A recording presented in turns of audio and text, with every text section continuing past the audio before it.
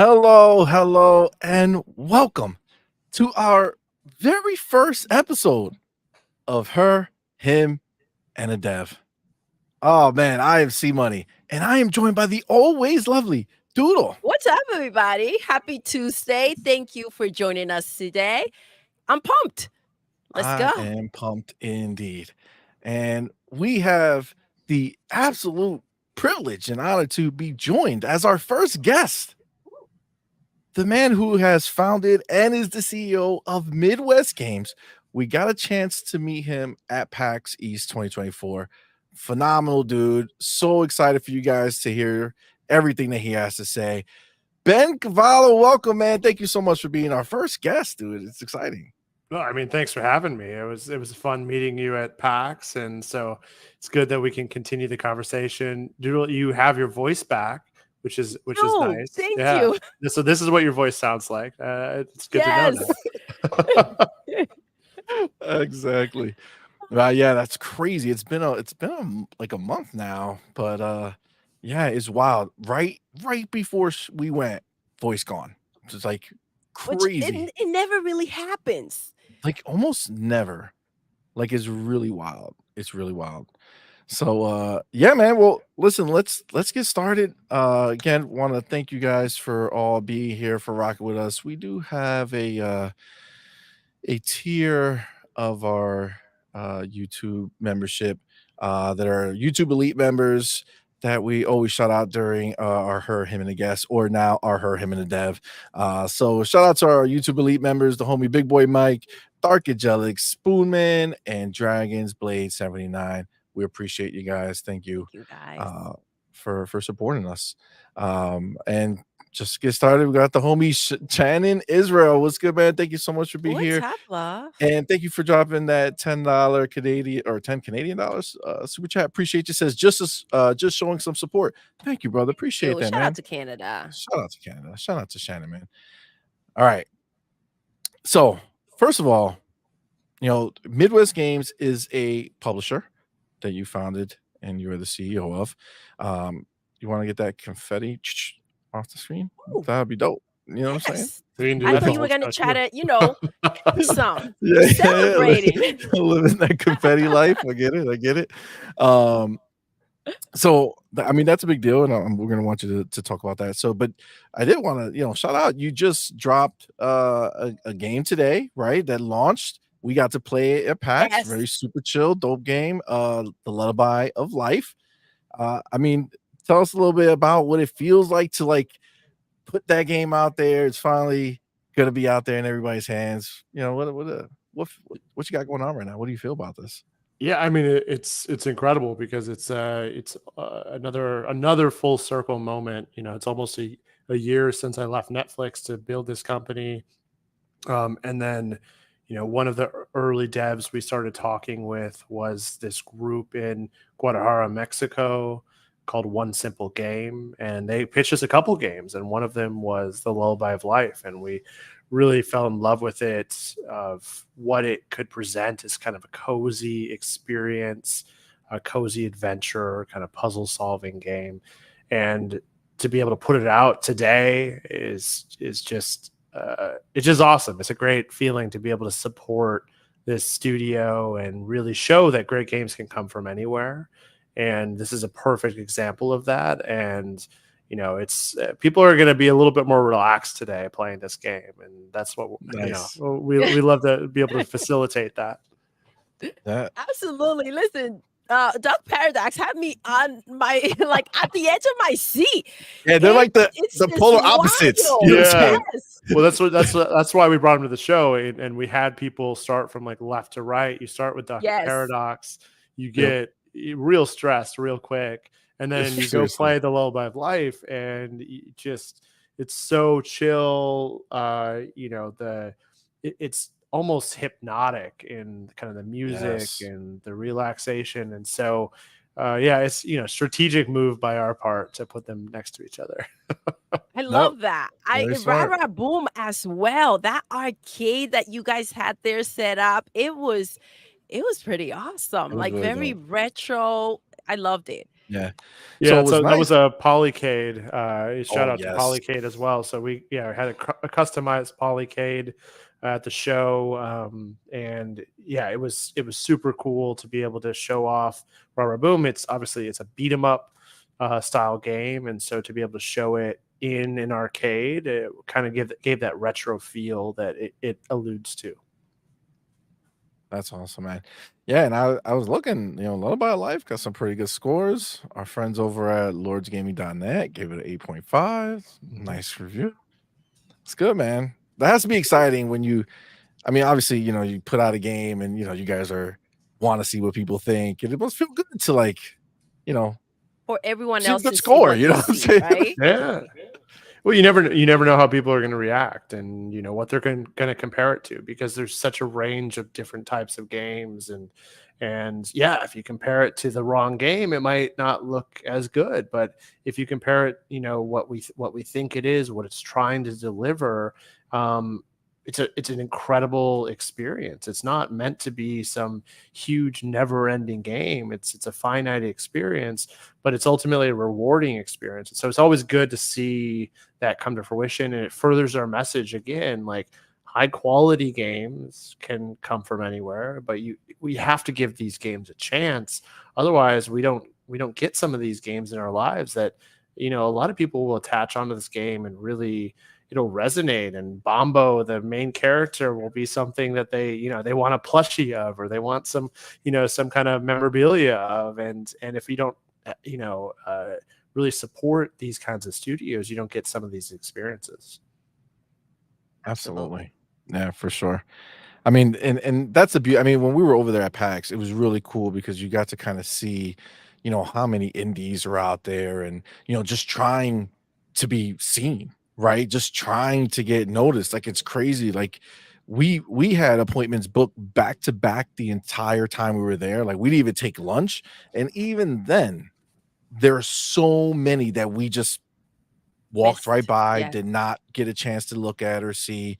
And when you start thinking about how, talking with them, they're that's one of their biggest things, right? Is like, how do we get noticed? How do we get seen? That's what they're trying to figure out. And somebody like you comes along and you have, your this publisher, Midwest Games, where you're looking for this, unique content that you want to kind of give a voice to and amplify. I mean, that's a big deal. I mean, what do you think? How, like, for you, how do you go about saying, okay, this is the next game we want to publish, or these are, like, do you look at it one at a time? Are you looking Mhm. bulk? Are you looking at a bunch and kind of choosing? Like, how do you guys kind of narrow it down or figure out how you want to go about doing it? Yeah, I mean, it's you have to think about the holistic portfolio at all times. So it's just a constant balancing act between what is coming in. After an event like PAX, we have a number of games coming in, being submitted, that we're reviewing, looking at how does it fit in our portfolio. And we have to think about it from year to year. Okay, what is our 2024 lineup? What is our 2025 lineup? When are these games coming out? Because we can't have 10 games come out in September. Ultimately that would eat our own audience. And so we have to think about, okay, well, when are they coming out? How do we best support them? We have to balance our resources against them. So there's a lot of factors that come into play besides just the game. And then you look at the game, and you look at what the possibilities are. What is the ceiling, or the perceived ceiling of a title? What's an audience we can go after? We're just looking at each piece of this, and then ultimately, what aligns with kind of what we're aiming for, who we're trying to support. And so much of what we're trying to support is underserved developers, underrepresented developers from around the world that aren't supported in the ways that we believe they should be. If you look at the data, 67% of the industry in the US is in 3 states historically. Now that's Wow. changing post COVID, where migration patterns have moved outside of those big cities. But really, it's been Seattle, San Francisco, LA, and Austin. And that's been the entire industry. And so it's the Wow. same people making games. That's why you see a lot of similarities between games, and we need to expand that in greater ways in the U.S. and outside of the U.S. And then you look at the volume of titles as well. There's, over 14,000 games coming out on Steam alone, which is like 40 games a day. And so you look at that volume, let alone like mobile, which is even greater volume, the games that come to console, which tends to be a fraction of the games that come to PC. And it's just an insane volume. And then you look at on Steam, 98% of games, or about 98% of games, are self-published, meaning they don't have somebody like us that helps to put in marketing dollars, that helps with localization, QA, release management, community support, funding. So all the pieces that kind of go into it. And so 98% of those don't have that. They have to figure it out themselves.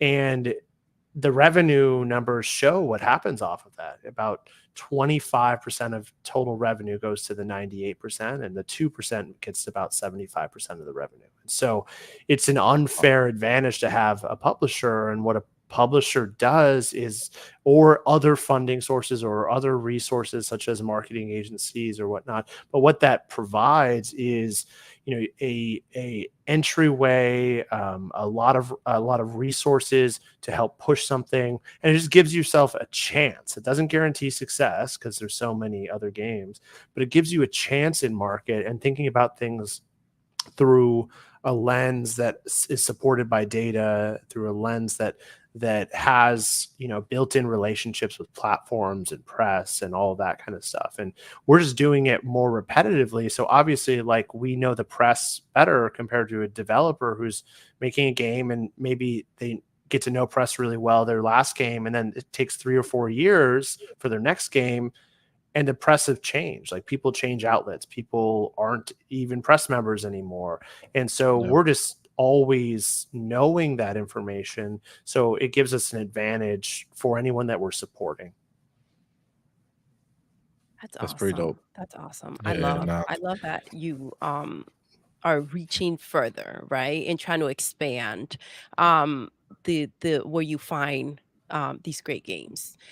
But knowing that and knowing how many games release, right, on a constant basis, how nerve-wracking is it to release a game, or like, oh, the day is coming, here we go.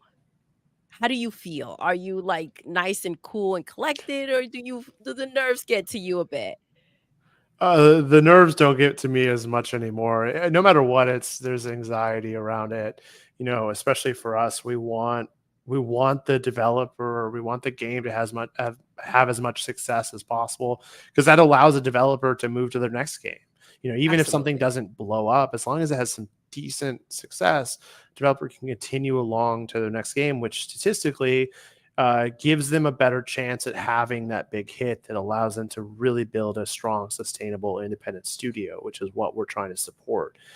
So no, it's always nerve-wracking a little bit, but I've now worked on over 100 titles I've helped publish. And then, over 50 films as well. So I've been, in the hot seat for a number of those. And so it kind of takes the pressure off a little bit. You get used to kind of the cadence, the things that are going to happen. I think the thing you don't have earlier in your career is you don't realize that there's a bunch of stuff that's going to go wrong. And you learn how to react to each of those scenarios. Now where I'm at, I know stuff is going to go wrong. And it's just about quickly adapting, quickly reacting, knowing what's important, what's not important. Because if you spin your wheels on something that's not important and ignore something that is, you could really harm your launch of a title. And so really thinking about how best do you spend your time. And so when you've done this enough, you kind of have a good idea of like what to focus on. And the reality is not everything's going to work. And so you have to just know that going in, that the odds are somewhat against you if you're only ever looking at one title, which is why I love the publishing business, because you think about it holistically across a portfolio. And while I want every single one of our games to succeed, we support them to try to get them to succeed. Ultimately, not everything is going to succeed. That is just the reality of it. Now, if you spend at the right levels, you can at least make it so that it's profitable over a certain amount of years, that the studio supported in the right way and can still move forward. So you can plan out some of those things, but the more you spend, the higher the risk becomes, which is why the AAA space is such a risky space, because you're spending 50 to $100 million, between production and marketing and everything. And that size, if something flops, it is dead. Like that IP is Yes. Devastating. dead, everything is dead. And so that's a really risky level, which is why I love the indie space, where it's a lower risk, but you can try a lot of like really innovative things. And potentially really high rewards if Yeah, something yeah, you have the pops, same because I mean, ceiling. Yeah, yeah, because we've seen some of the biggest games that have come out have, as hits were indie. I mean, yep, look at we just got Power World Oh my gosh, in that January. yep. game is amazing. Like, what the Helldivers 2, like Helldivers 2? people didn't know what Helldivers 1 was, or a lot of people didn't. Like it was not some big thing, but they changed up the game, they learned, they adapted, they got released a second one, and then it blows up. So like sequels is a really important piece of it. But yeah, so much in the indie space is doing incredibly well, and that's Yes. because they're supported at the right levels, and they still have a chance. If it hits a market well, it can grow into something huge. And we're seeing it. Hooded Horse and Slavic Games just put out Manor Lord, Yes. and that was the most wish listed game on Steam, I believe, or one of the That's highest wild. wish listed games. And so that already sold 1 million units the first weekend. And Oh so wow. just to Jesus. see things like that, it just further sells the story of we should be investing more in this indie space, because they have Absolutely. just as much potential to grow into something huge if supported appropriately.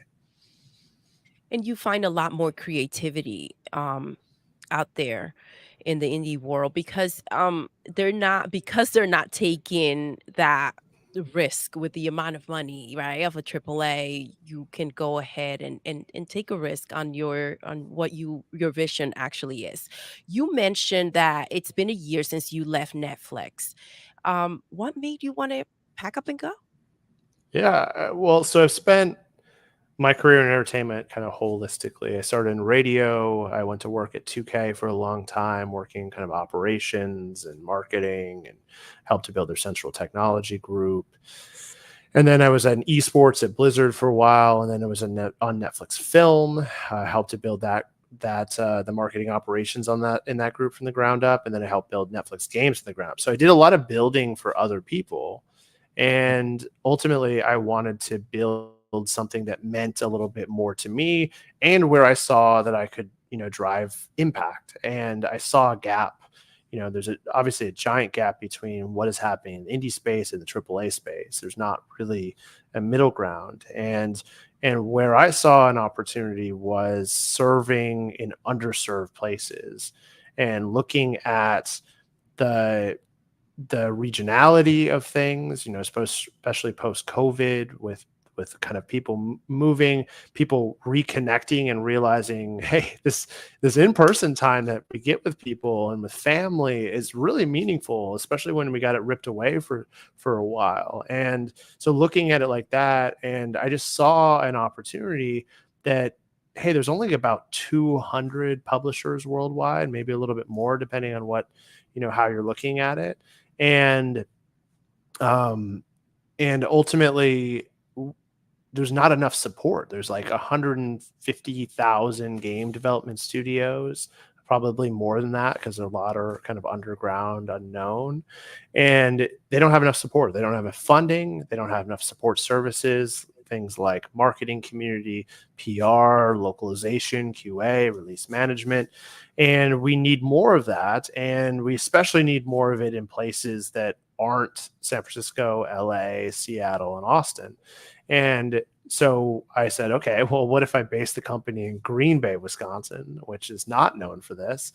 How could we better serve developers, better uplift developers in that region? And I looked at it, and I looked at the history of the region as well. And I'm from Wisconsin originally, and so I knew some of this, but I didn't know all of it.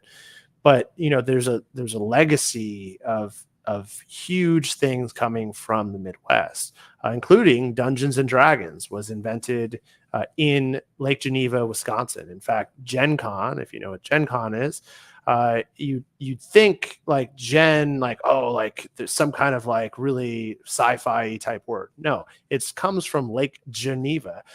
Gen Con that's where the meaning comes from. And so that all Wisconsin based Midway games, from the arcade era, things like Mortal Absolutely. Kombat, NBA Jam, NFL Blitz, Cruising USA, and tons of others. That was in Chicago for a long time and was in business until almost exactly 15 years ago.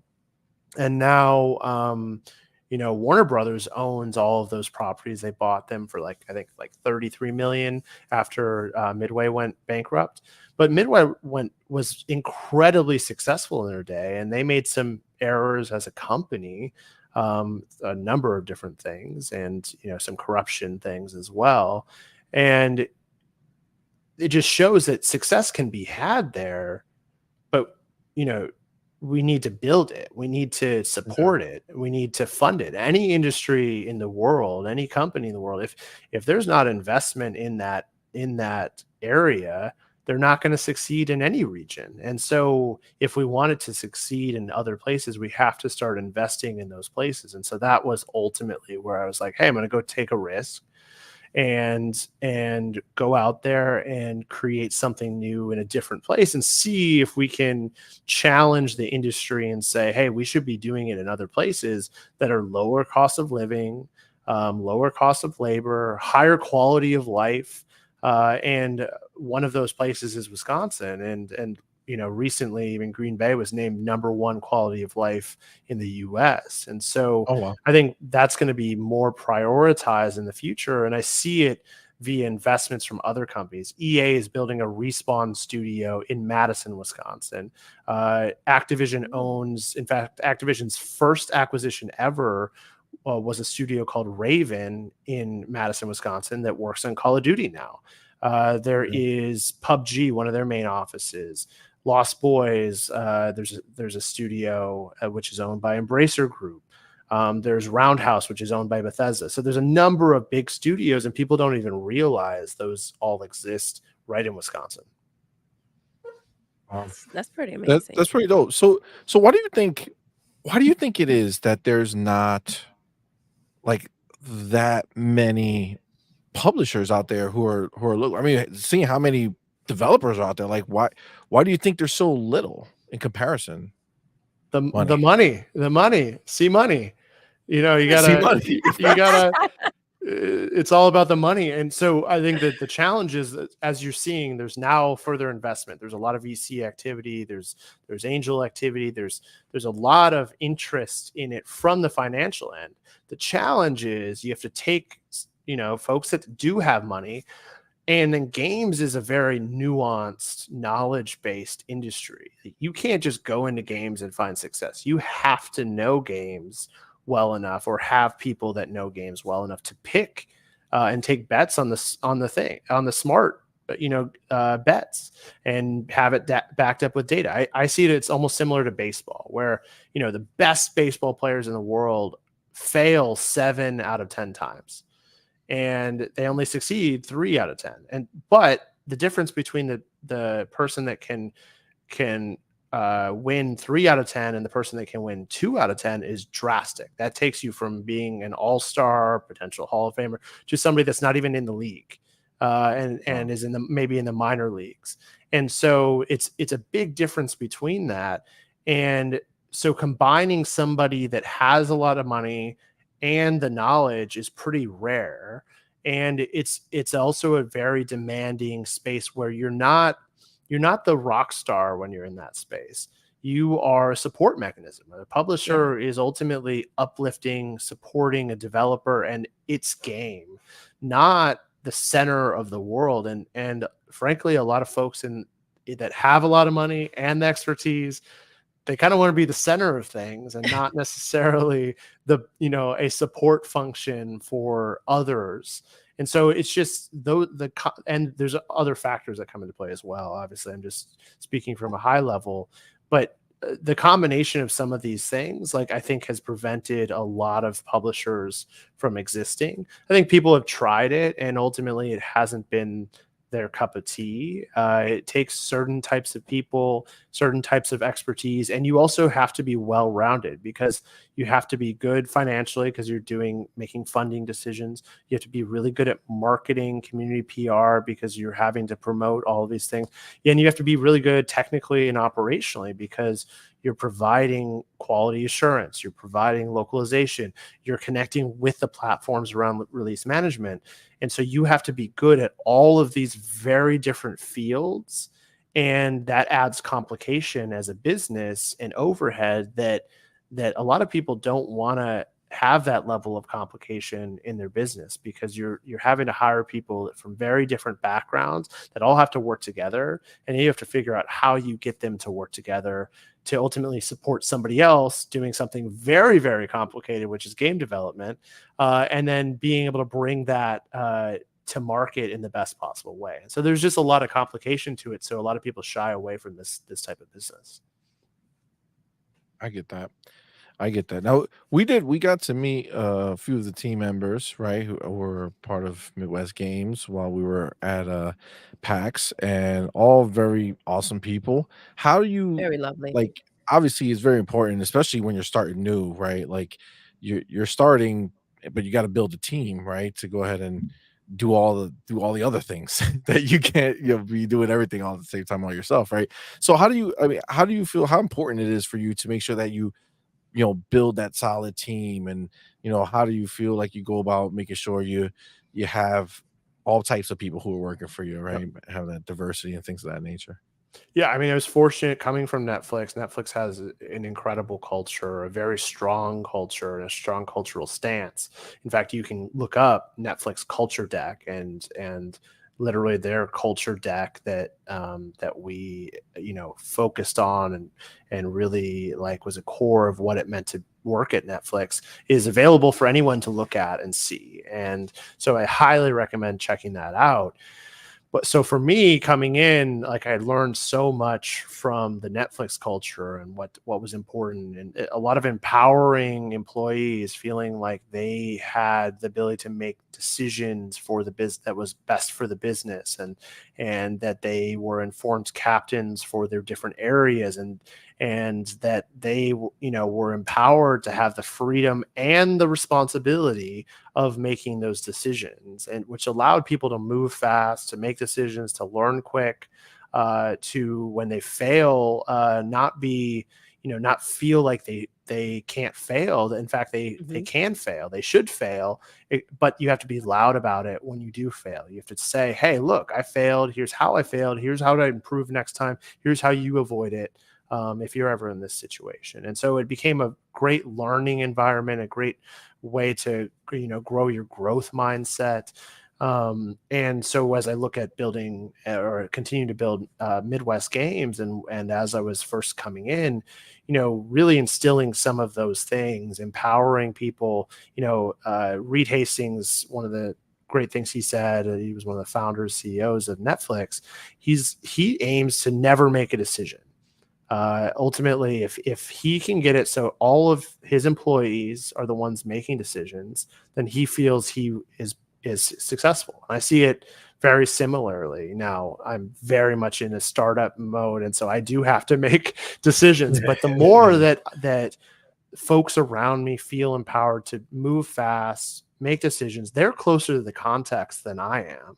So they are best equipped to make those decisions anyways, compared to me coming, having just talked with legal and investors and all the stuff I have to deal with, and then trying to make a tactical decision around something that they're working on. Doesn't make sense for me to be doing that. So I just look at it as empowering them, and then you have to have the right people in place. And so for me, a big piece of that is ensuring that we have folks with different perspectives, different lived experiences that allows us to have debates and to have feedback and to really look at a problem through multiple angles and not just the same angle. ideal. If we had all people from one place have all worked at the same places, I haven't hired anybody that from my previous companies. I want people from different experiences to come together. And sometimes there's some friction with that, but I see that as healthy friction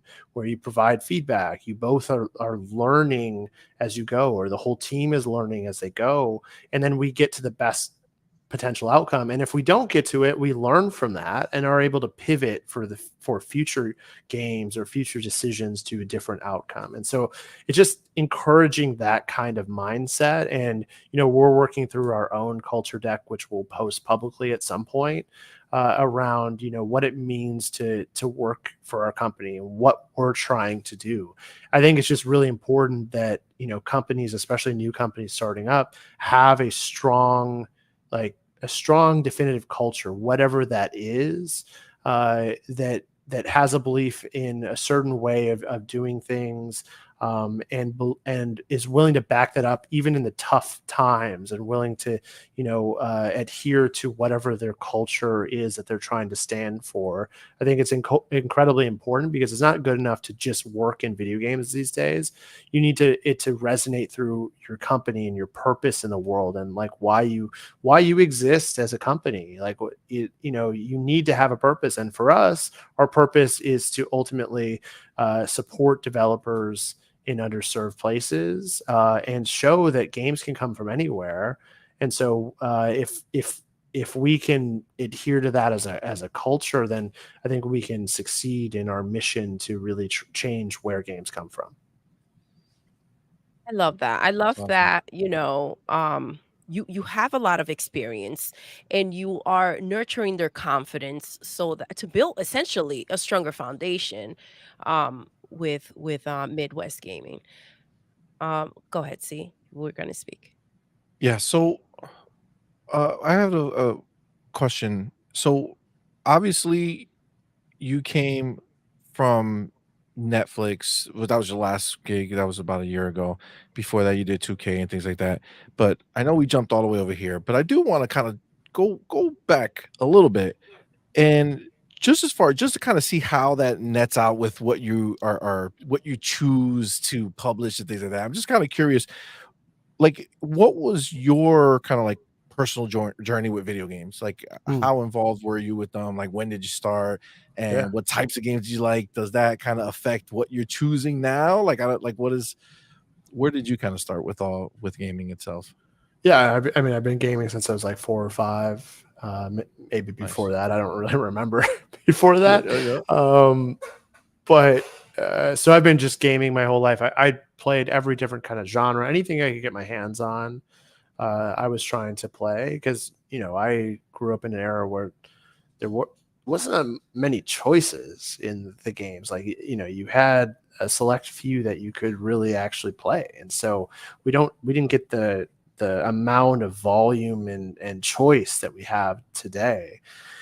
And but I grew up in Wisconsin, so I'd never in a million years thought I would go into video games as a career. That wasn't even something I considered when I went from high school to college. I went to college at University of Wisconsin Green Bay to ultimately go into sports management, because that was like it was entertainment. It was in a game, like, right, in a way. And I wanted to go into NFL, like sports management and scouting and some of that kind of stuff.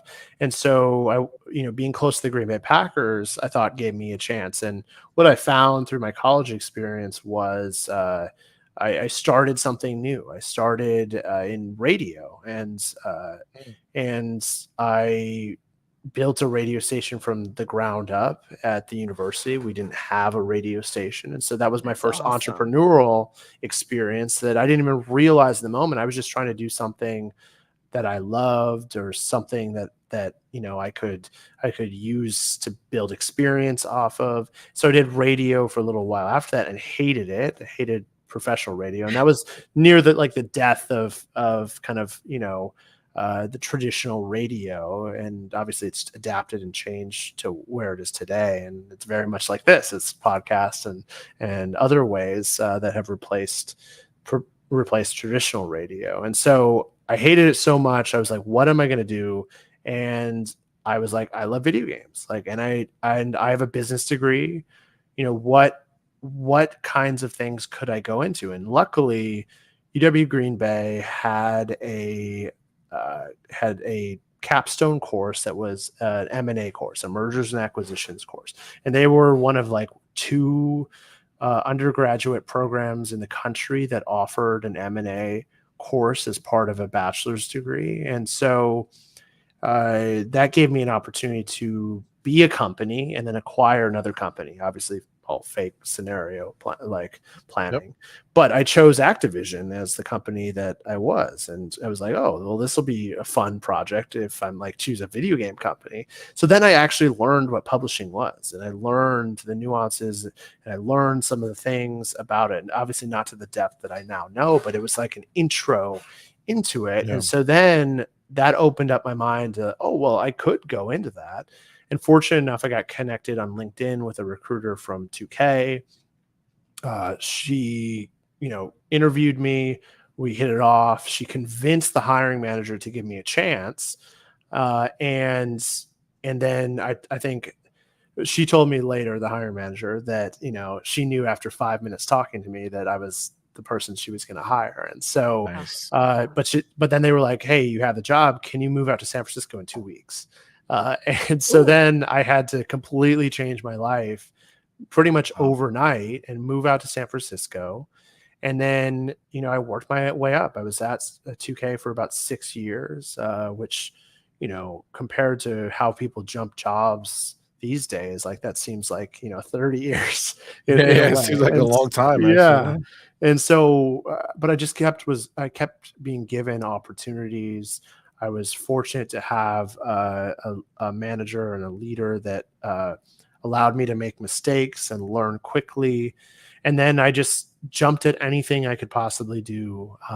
Since I was just in general operations, I supported a lot of other people in marketing, product development, finance, HR, all the things you don't think about, but that are needed to run a holistic business. And so I learned each one of those things one by one, helped to build out a central technology group that really thought about, well, how do we become more efficient as a publisher? How do we work with developers and take some of the things that each developer does by themselves and centralize it and make it more efficient, and then also get better deals. We were working with licensing deals with like middleware vendors. We'd get a certain software, and it's, instead of paying each one individually for each studio, we'd get a bundle of 10 and get a 20% discount or something like that. And so learning kind of some of those things, and I was given opportunities to do that, given opportunities to help build studios, to help support game pitches, board of directors presentations.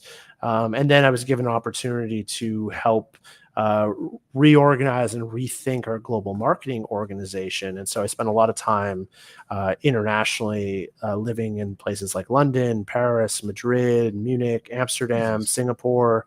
And so it gave me a lot of exposure and perspective on the greater world and how each region operates, how every region's very different with how they approach games, and how to sell through in each market, and the different tactics and things. And so I just learned so much from everybody as I was traveling and whatnot. And that set me up for a lot of what I'm doing now. And then I just kept jumping at every opportunity that came up. And so Blizzard called, and they were building out their esports group. This was kind of like the height of their esports group. They just announced Overwatch League and other things. And so they wanted me to come in and be a cross-functional product manager working between all the different esports and bring it all together for different events like BlizzCon. And so I did that for a while, and then Netflix came calling, and they were like, "Hey, we're building out a films unit. We're looking for somebody that maybe doesn't have traditional studio experience, but understands like technology and entertainment together." And I'm like, "Oh, well, that's games." And so they gave Yep, me an yep. opportunity. It was the first hire in the marketing operations team for film, help build out infrastructure there, help lead all of our tentpole film campaigns. So I worked on 55 films in 3 years Wow. at Netflix. And then Netflix was like, "Hey, we're building out a games unit." And I was like one of like, I think 5 people that had worked in games previously.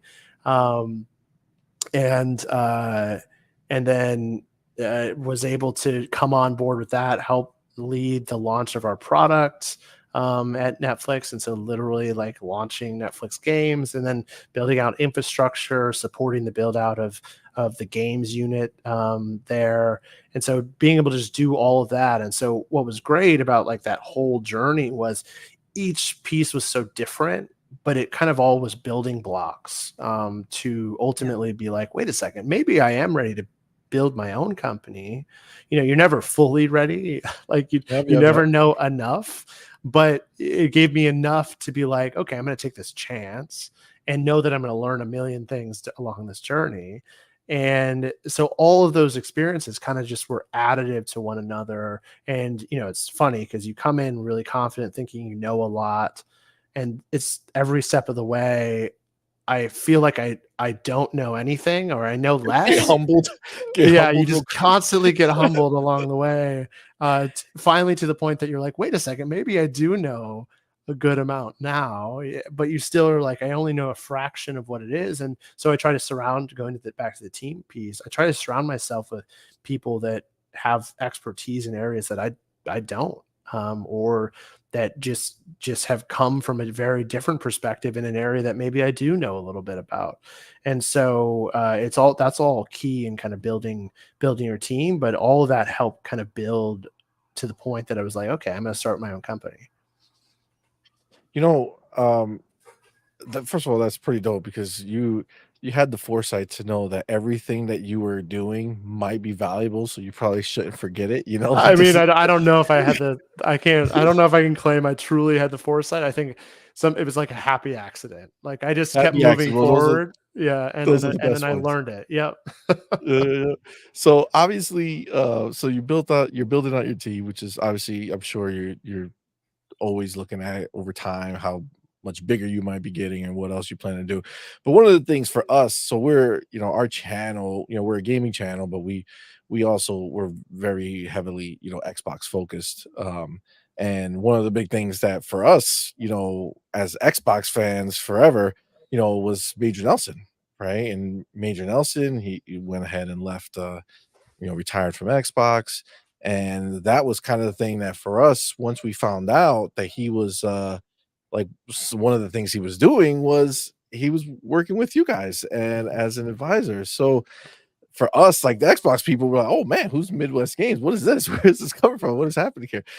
So like tell us a little bit about that, man. Like how did you meet him, get hooked up with him? How did that come about? What purpose? Like what tell us about it. Yeah, so I just like everybody else saw that he was leaving Xbox, and I had randomly met him many years ago when I was at 2K. I think we were showing off Borderlands 2, and I Mm. randomly met Oh, him. And so great game. I have this like photo of me, a younger version of me. I don't even have a beard at the time, and Oh, wow. and him, and so I was just thinking about how best to again provide support in areas that can bolster our business. And when I saw that, I immediately, or not immediately, I gave him a little bit of time, but I reached out to him and I said, hey, I noticed that you're no longer at Xbox, you've retired from that, and I would love to get the opportunity to potentially collaborate in some way with you. And here's what we're doing, here's how we're trying to support indie developers. And it just really resonated with him a ton because that's been a mission of his while he was at Xbox, was really supporting the indie scene. And so I immediately came to him with a unique offer of like, hey, here's what I'm trying to build. And ultimately, we'd love to have you in some way on board to help advise us, to help support us. And we just connected, in a strong way off of that. And then later on, I showed him that photo of us from many, many years ago. And we've had some good Nice. laughs over that. But yeah, we just connected around the mission and the goal, and we had the same goals. And, the fact that we had an avenue to do this, we were in a strong position at the time. We had just gotten funded. I had hired the first couple employees, and it just was good timing. And he got, a little bit of time off post Xbox. And then it was a perfect time for him to come help support as we were kind of growing and whatnot. And obviously for us, it also gave us, I think what you just spoke to is it gave us legitimacy as an industry figure like he is. Like, I realize, like, in order to build something, we have to have strong building blocks, and we have to be authentic with how we approach things, but also build legitimacy within the eyes of consumers, the eyes of the industry. And, we can't take any of that for granted. And so he was a strong piece for that to come in. And the fact that we just so resonated on the message and the goals of the company just helped it really be authentic with how we were approaching it. Yeah, that's pretty cool. I wonder, like, because I know when you were first getting ready to put that out there, right, and reach out to him. I guess I wouldn't if it's the same like for us, like when we reach out to you guys, like, oh man, this would be really cool. I wonder, like, are you sitting Maybe there like, oh possible. man, is he even gonna write back, or like, do you like? I don't know. I feel like Larry is like a. I don't know. As an Xbox dudes, we've seen him forever, right? And Yeah. like, it's crazy because he's like notorious for Twitter, where Yeah. he has like a million freaking followers and he follows like 9 people. You Yep. know what I'm saying? Like, like it's crazy. Was there a? Did you like? How confident were you in that email reaching out to Stepping him? into that. Like, were you like, there's a good chance this is gonna happen, or were you like, I'm Yeah. just shooting my shot and see what Yeah, happens? no, I mean, you put enough lines out into the lake, and you see what bites and what doesn't. I And love that. ultimately for him, like, I knew the guy, like, he's such a great guy. And I had a strong feeling that this would resonate with him, and luckily it did. But ultimately, I was also very fortunate and incredibly lucky as well, that on LinkedIn, my LinkedIn had blown up in a major way. And so that helped him for sure see my message and cut through some of the noise and get to him so that he could at least even consider it. But he also was aware of it already, because when I left Netflix, I just simply said on my LinkedIn, hey, I'm leaving Netflix. And then I did a screenshot of like a note that I'd written about supporting underserved developers, about supporting the Midwest, supporting these things. Um, that blew up and hit like 400,000 people on LinkedIn, which is like, Oh wow. like in TikTok terms, it's like a billion people. Like, Yeah, and so that really helped to give me a platform to be able to reach out and connect with a lot of industry folks. And obviously, with everything going on in the industry with layoffs and whatnot, there's just so much incredible talent, experienced talent that is looking for jobs right now, that for a new company coming in, the situation, like, it's terrible for the industry. But for us, we also are able to like bring in folks, give them a good cultural home to work within, and hopefully we can build and give more jobs over time as well. And so we've been able to bring in just incredibly talented people, and Larry was one of them that was kind of available to add to our advisory board. That's amazing. that is amazing. And Oh, back from the From dead. the dead. Thank you for Thank you brother for so being much for here. Thank you for reaching out. being for a member for a month, man. Appreciate you. Says after seeing you were interviewing someone from Midwest Games, I checked out when Lullaby of Life released, saw it's out today, and picked it up on Steam. It's awesome. Oh, that's awesome, man. Enjoy, Enjoy. bro. Joy. Good stuff, man. Appreciate you, man. Yeah, Um, greatly appreciate that. It's indie games only succeed because of the audiences that play them. Like the only way some of these developers continue to go from game to game is when they get support. And so, you know, it's also awesome. Like the studios in Mexico, and Mexico is not always considered this game development hub, but in reality, there's a lot of incredible game developers they just don't get the support and the funding that's needed. mm, And so, for this game, we to actually go back and tell you the story of it, like they originally pitched us on their next game, like after Lullaby of Life, and we're like, we were pretty early on, and the cost was a little bit higher, and we're like, oh, we don't know. And then they're like, well, we have this other game, and so we ended up working out a deal on this, but all of it towards so that we can work with them on another game after this and continue nice. along and build a long-term partnerships, and that only happens if ultimately we get the audience, we get the support for this game. And so, it's awesome to see it resonate so incredibly well, getting good reviews, people really loving the cozy. And I just feel like we need cozy right now. Like the world is all over the place, and cozy Absolutely. is a Yes. much needed escape from some of these things. Absolutely. Agreed. Agreed. Um, so talking about Lullaby, right? You also have some other games that you guys are working on.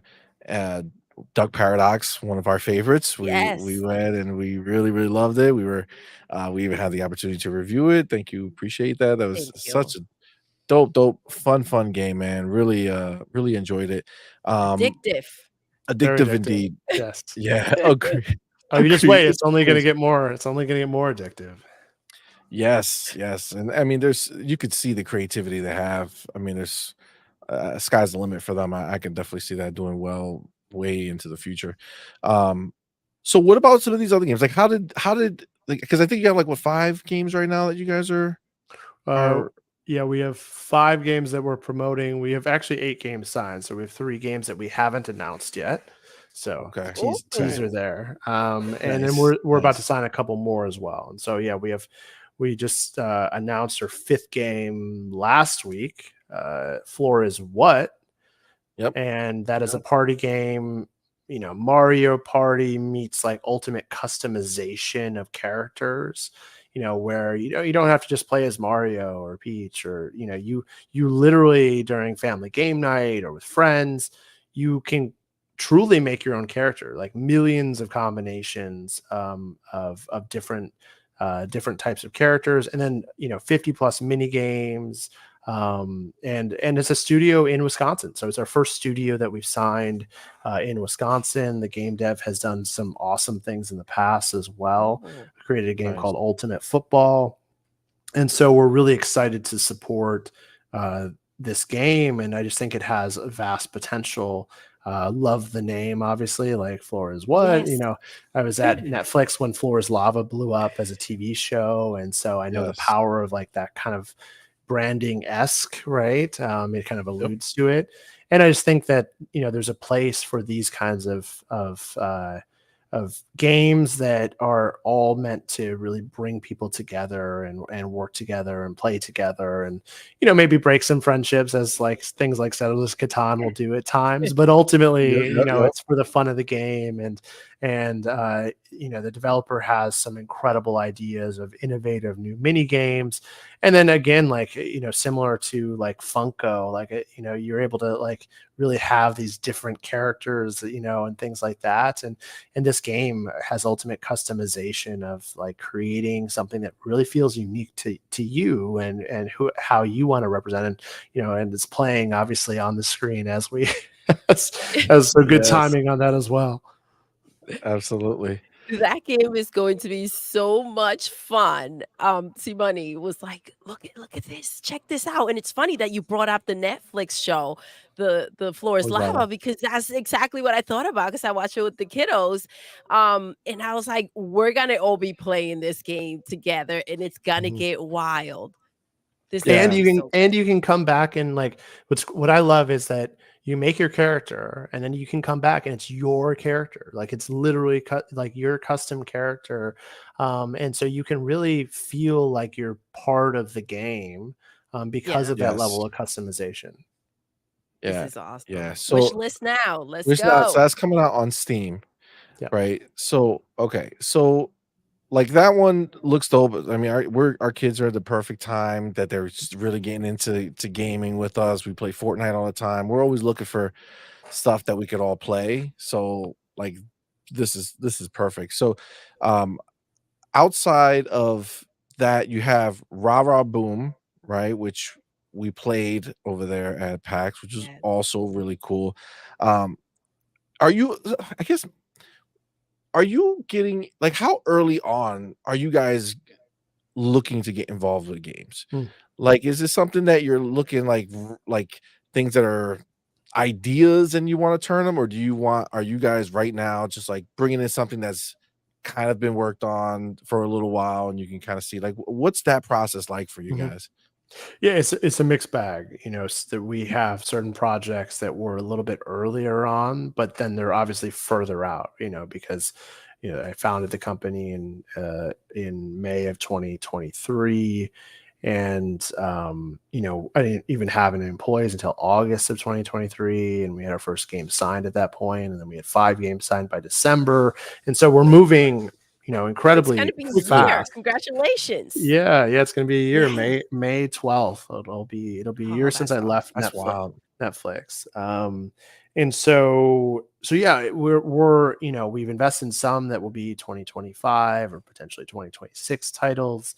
And those will obviously be announced later. And then there's some that are almost towards launch, or like Duck Paradox, where we had to kind of configure their launch and move it from free to paid, with adding more content and with a goal of getting it out of early access and into a full launch with all of that additional content in.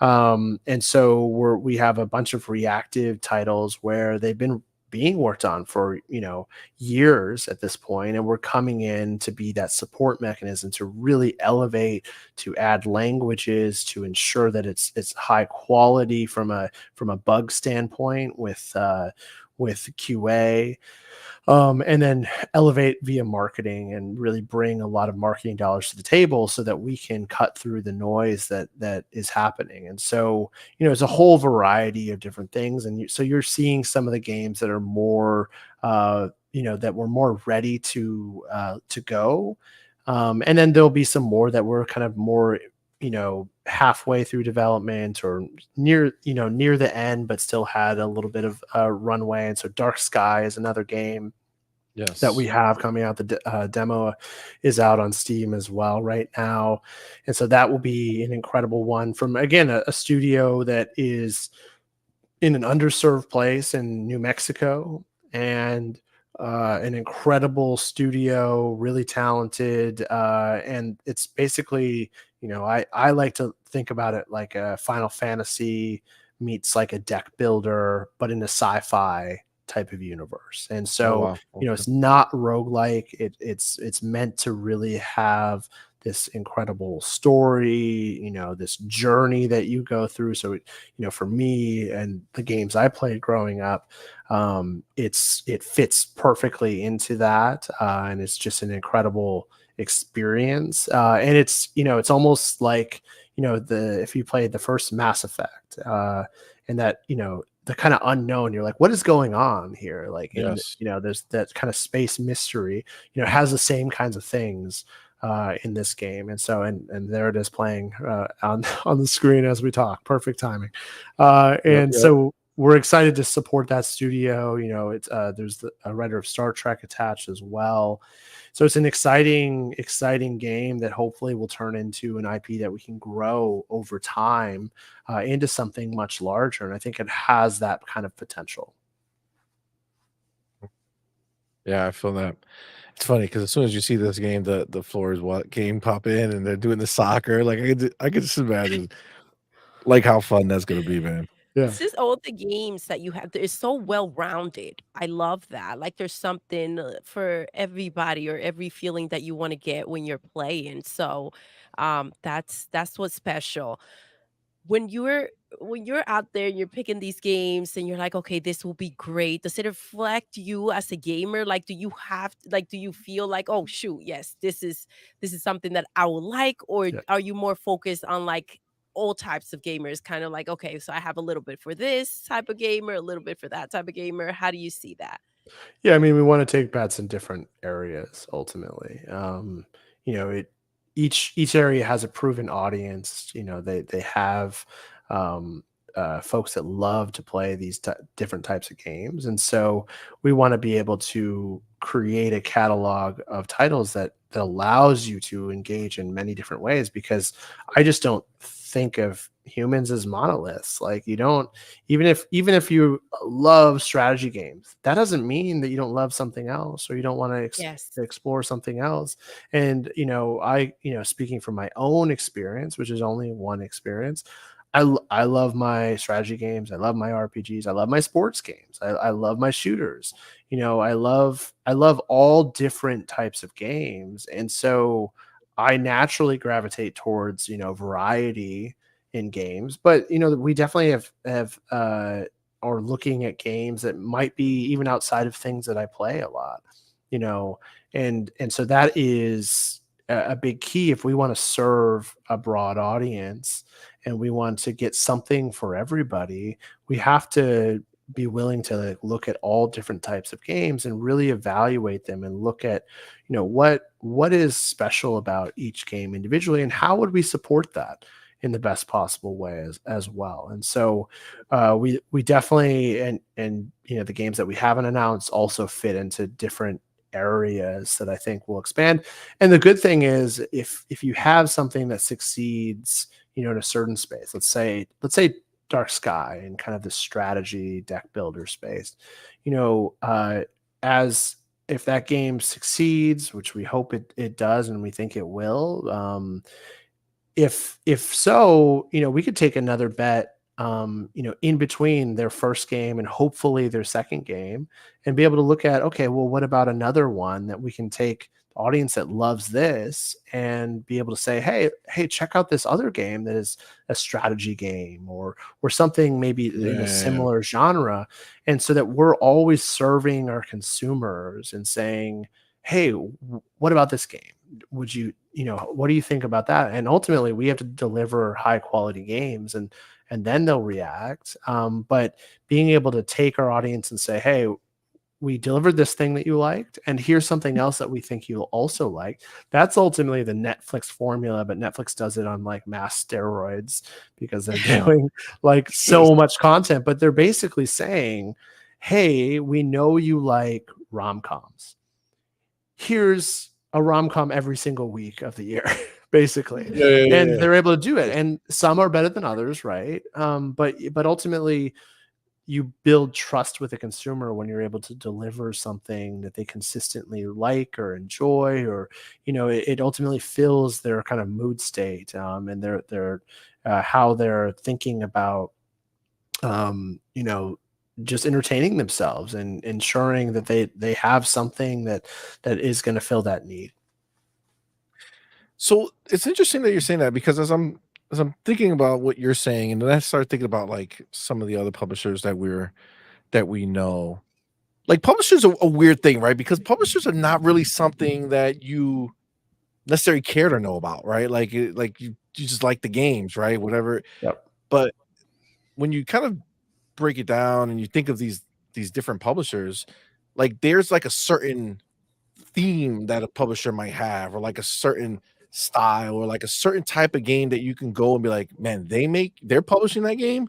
it's probably gonna be something like this, right? Yep. And that they built that identity, right? Which Mhm. I would assume is probably like a hard thing to do, especially Yep. starting out. It's like, how do you decide what that identity is gonna be? Because you have like somebody like Annapurna, Hmm. right? Like, you know, their games are always a certain like Yep. there's just a little like they're just a little deeper than what you see, you know, Yep. like they always have like those like twisted things that are really good. Or what's the other ones? Devolver Digital. They're always All crazy. No matter whatever game you put on your screen, there's always a crazy way that they do it, right? Yep. So like I guess right now for you, kind of like just what you said, right? Like once you kind of see what works, you could kind of build off that. Is that more of like what you're seeing, like what you're looking at right now when you're doing this? Like, what is our what is our thing going to be? Like, what are people going to gravitate towards? And then let's kind of Yeah. expound upon that, or like, Yeah. I how mean, do you think of this?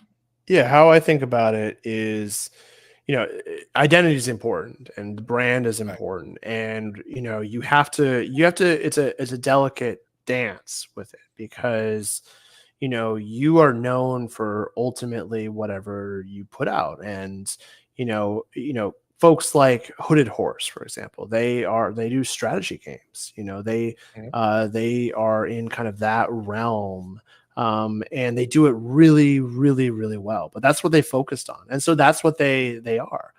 You mentioned Devolver, and Annapurna, and they're known for what that is. Now, that's awesome, but also there's a downside to that as well Mhm. Yes. because the minute you try to put out something that's not that, People are like, what the hell is this? exactly. And so it's a balancing act. And so if that's your strategy, awesome. Like that works. It's a proven strategy. They've had incredible success with it. All three of those companies are incredible, like, shining lights of what success can be, especially in the indie space. But you have to know that whatever you're building means something ultimately, and will mean something to the future consumer. And so for us, we're approaching it a little bit differently where, we're focusing on supporting variety, and showing that great games can come from anywhere. And so ultimately, does that message resonate with our audiences? It's something we have to pay attention to and see. And we're at an early point where there's so many different potential routes. If that is something that people want, a variety of different types of games, enjoy like that message of us as a publisher, then that will get us an audience. Now, if audiences ultimately don't care about that, we have to be smart and pivot towards what Mhm. they do care about, or a message that maybe is unexpected that does resonate with them as well. And so a lot of these different ones either have accidentally become what they are and what they're known for, or have done it very purposefully. Most of the indie publishers have done it fairly purposefully. I'd say a lot of the big AAA have kind of accidentally become whatever they are, and typically it's not always the best reputation. Chasing uh the bag. yeah, it's tough at that level of development. Like I want to acknowledge how tough that truly is, because you become such a behemoth. It's really hard to move a big ship. And as much as, like, I know so many people at those big companies, and they're incredible people. They're trying to do good. They're trying to do good by their audiences. But it becomes a big ship that's really hard to shift, and support, and especially support, all of your audiences, especially when, you have certain games that just, they can't change much. They have to be what they are. And so it just becomes a real challenge, which again is why I think we need to support indies more. Not that we don't support AAA. AAA isn't making money. They're good. We All need right. we Yeah. need alternatives. We need more growth from the indie scene to the kind of this middle space, so that there is more competition that pushes AAA to continue to do things more innovatively and not just leaning on traditional methods. So many of those companies are still in like packaged goods type of sales models, and they're still used to like bringing things to shelves, even though we live in a digital world. And so we just need more challengers to that, and folks like Devolver, Annapurna, Hooded Horse have all really challenged in different ways in their different areas. Yeah. Yeah. No, I mean, We need more balance, and I do I get feel that. like when I think of all the games that you're publishing, it's just it feels inclusive for the gamers. Obviously, as you mentioned, it's so important to know when you have to pivot. Obviously, if the demand is for a specific type of game, then you have to do so, right? But as of right now, I just love that you're trying to reach different audiences, or even just the audience that you do reach, keep them entertained with Mhm. different types of games.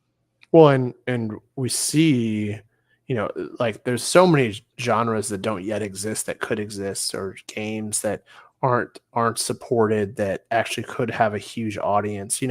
Coming from a place like Wisconsin, you learn that things like Farming Simulator is huge, and actually, it's a company in Germany that makes it one of the biggest games in the world, and people don't like to acknowledge that.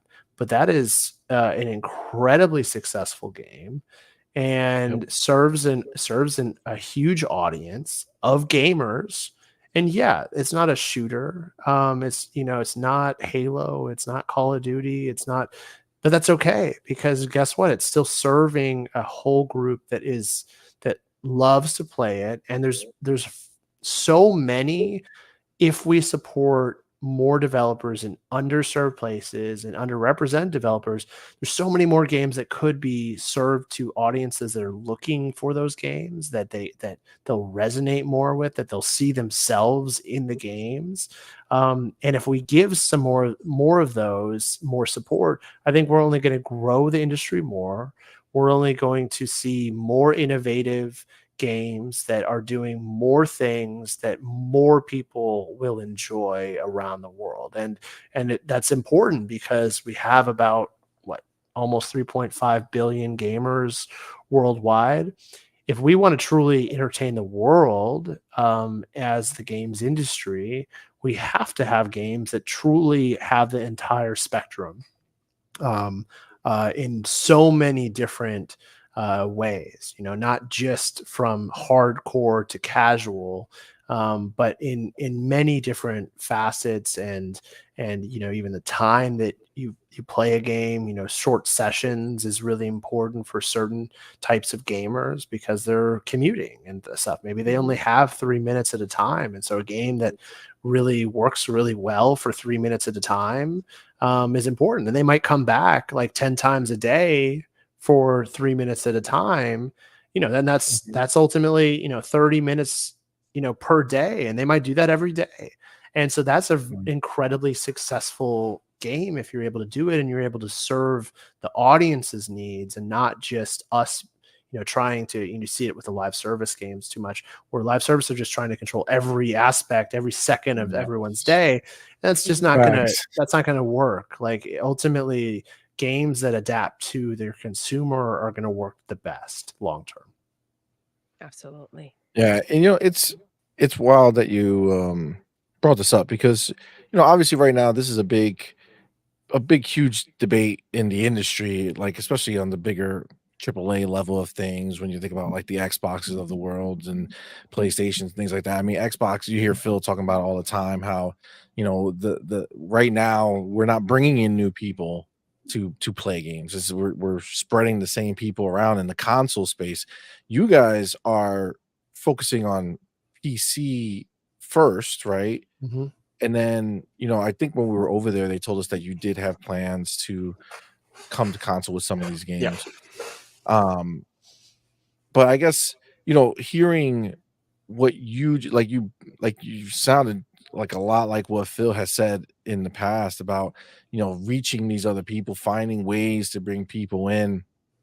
Do you feel like that's um like as far as the industry is concerned, is that what has to happen? Or, like, do you feel like I mean, because you were rocking at the high level, do you feel like that we're in a bad place right now in the industry? Like, do you feel like No, I it's mean, in we're in an a bad incredibly place? successful place, but the industry is now taking advantage of that success and doing some things that I think are highly questionable. And I've called it out many times on my LinkedIn and on Twitter. And I just think that we have kind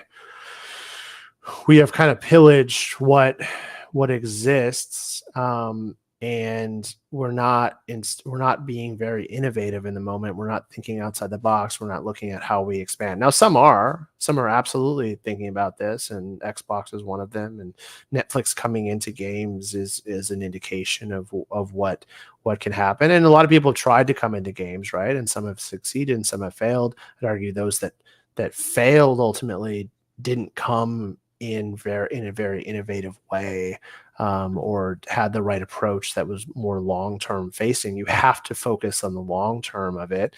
And the thing that, Microsoft did is they really did, when they came in with Xbox originally, it ultimately was, if they didn't find success right away, it took a long time to find the success, but they were invested long term, and then they found success ultimately in the long term.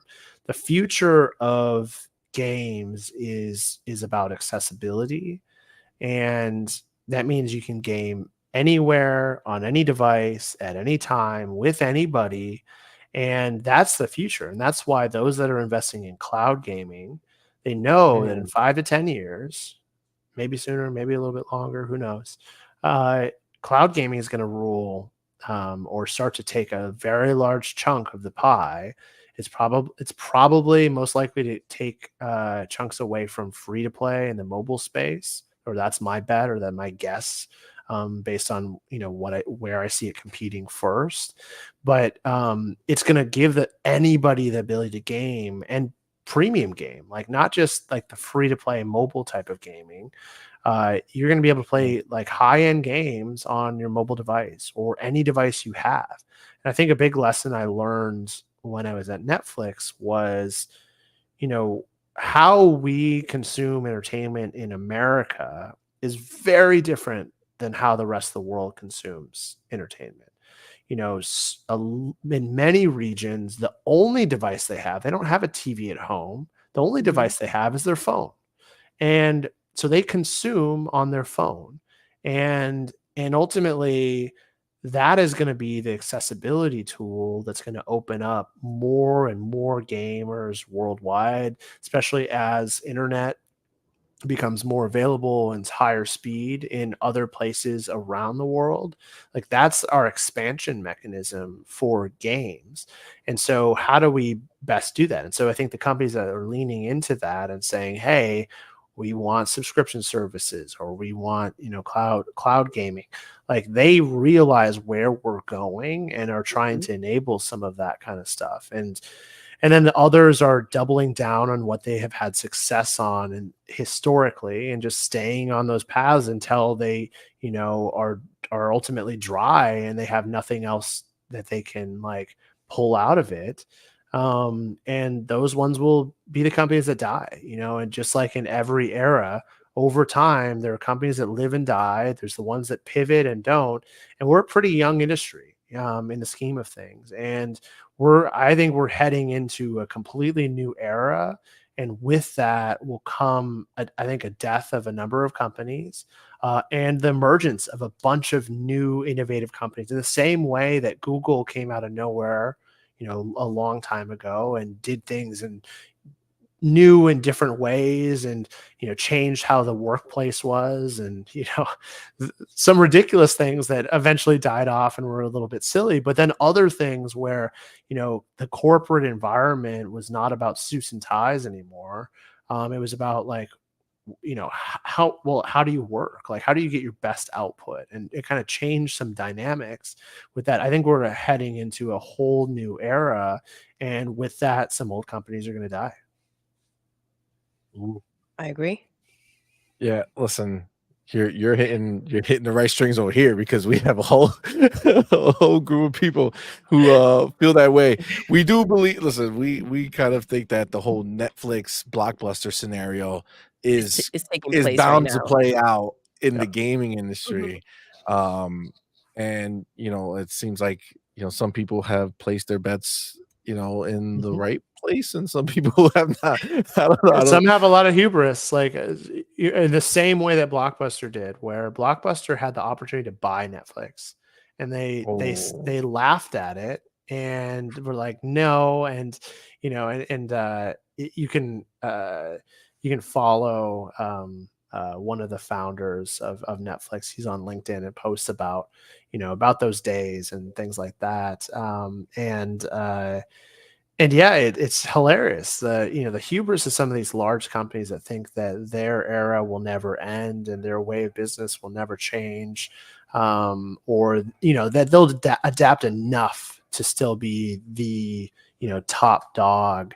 It's hilarious because things are moving faster. Companies can come out of nowhere these days Mhm. and suddenly be a yes. huge market leader, and these companies need to check their ego at the door and go into a growth mindset. But they're, again, to go back to the big ships don't pivot fast. They get too big, and it's really hard for them to do that, even with the best of intent. Even the ones that really do try to pivot, try to change, it's still really hard. So it's the small ones that can move fast, can pivot fast towards what the market is saying you need to move towards. Those are the ones that are going to see tremendous success.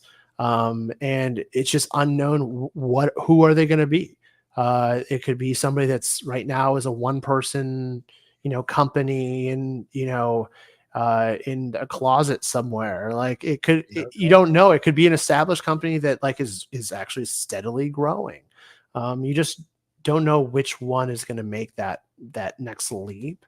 But I know it's going to be somebody, and there's a lot of people trying. In fact, this whole layoff situation is only going to speed that up. I think AAA and some of these larger companies just basically signed the check for their coffin, because they just sent some of their best employees to out with severance, some of them not, but Yep. just basically gave a bunch of people a chip on their shoulder, and a lot of them are going to create companies that are going to challenge the company they just got fired from, Yeah. and some of those are not, most will fail, but some will succeed. Mhm. And those are the ones that they should be afraid of, because they're going to be coming straight for the company that fired them and doing it better, more innovative, and they know how that company operates, so that they can move even faster and do things better than them. Absolutely. I Listen, hear that. I mean, I love how it's you exciting. emphasize on the word gamers before. Sorry, C, I cut you off. Go ahead. No, no, it's okay. Fresh. Because there are different types of gamers, like how we mentioned before, we have 6 kids, right? Yep. Sometimes you're on the go, sometimes you wanna like, the floor is what? You wanna go ahead and jump in and play a couple of rounds, and then you have things to do, and so, it's just about adapting in this industry, and Yeah. then you can go ahead and grow. Go Well, ahead, especially C. with especially when you talk about like the big ships, we're seeing that play out in real time for a lot of these companies. Um, because one of the big things that happened that was like, oh my God, like this is so amazing, was these live service games, right? Like they came out of nowhere, and all of a sudden, it's like, oh my God, we need to make live service games, and it's Yeah. like this is like 5 years ago when things popped, and they're like, all right, we're gonna do it, and then they're still building out these games, and then all of these games that are finally coming out that were made with that we need Hmm. live service idea are all Hmm. dying on arrival Yep. immediately, every single one of them. And some of them try to pivot at the last moment, and it's too late. You built the game thinking a certain way, and as you're building the game, you're seeing the world change beneath you. It's like, what Yep. the fuck? Like, what are we doing? Like, we're making something that doesn't have a place anymore. And you're seeing it. Like, you saw it with Redfall. I would say that was one of Mm. them. Bethesda got hit with that a lot right off the rip. You're seeing it with Suicide Squad. It's supposed to be a huge thing, dying so bad. Like, it's Yep. crazy. One of my favorite studios, man. Rocksteady, love that studio.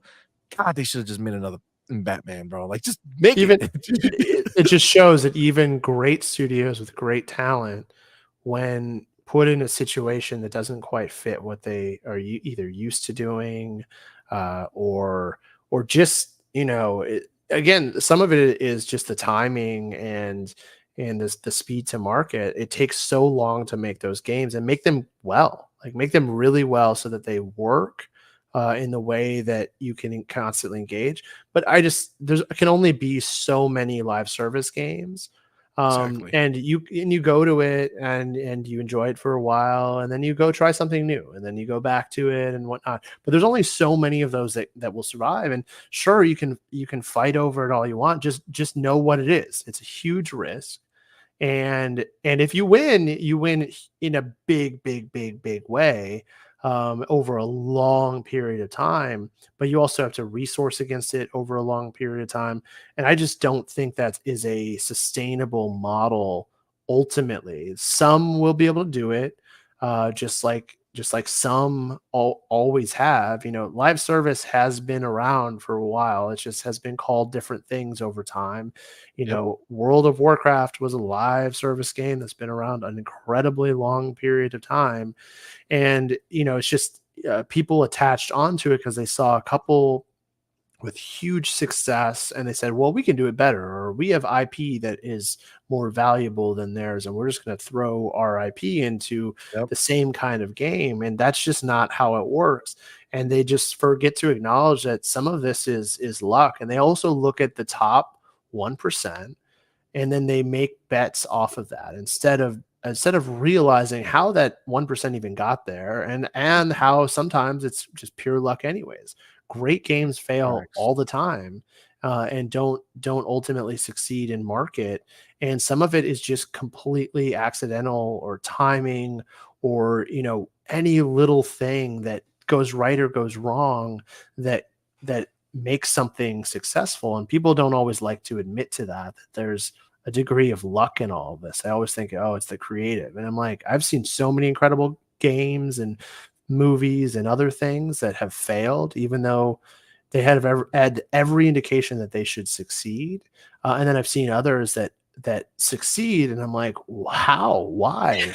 Like it's hilarious sometimes. The one of the great all-time examples is like Flappy Bird. Like, why Flappy Bird was this massive success? Like, but it That's just goes to crazy. show, like, there's so many other things that come into play that people don't account for. And sometimes it can be one viral whatever, or these days TikTok, that suddenly makes something incredibly successful.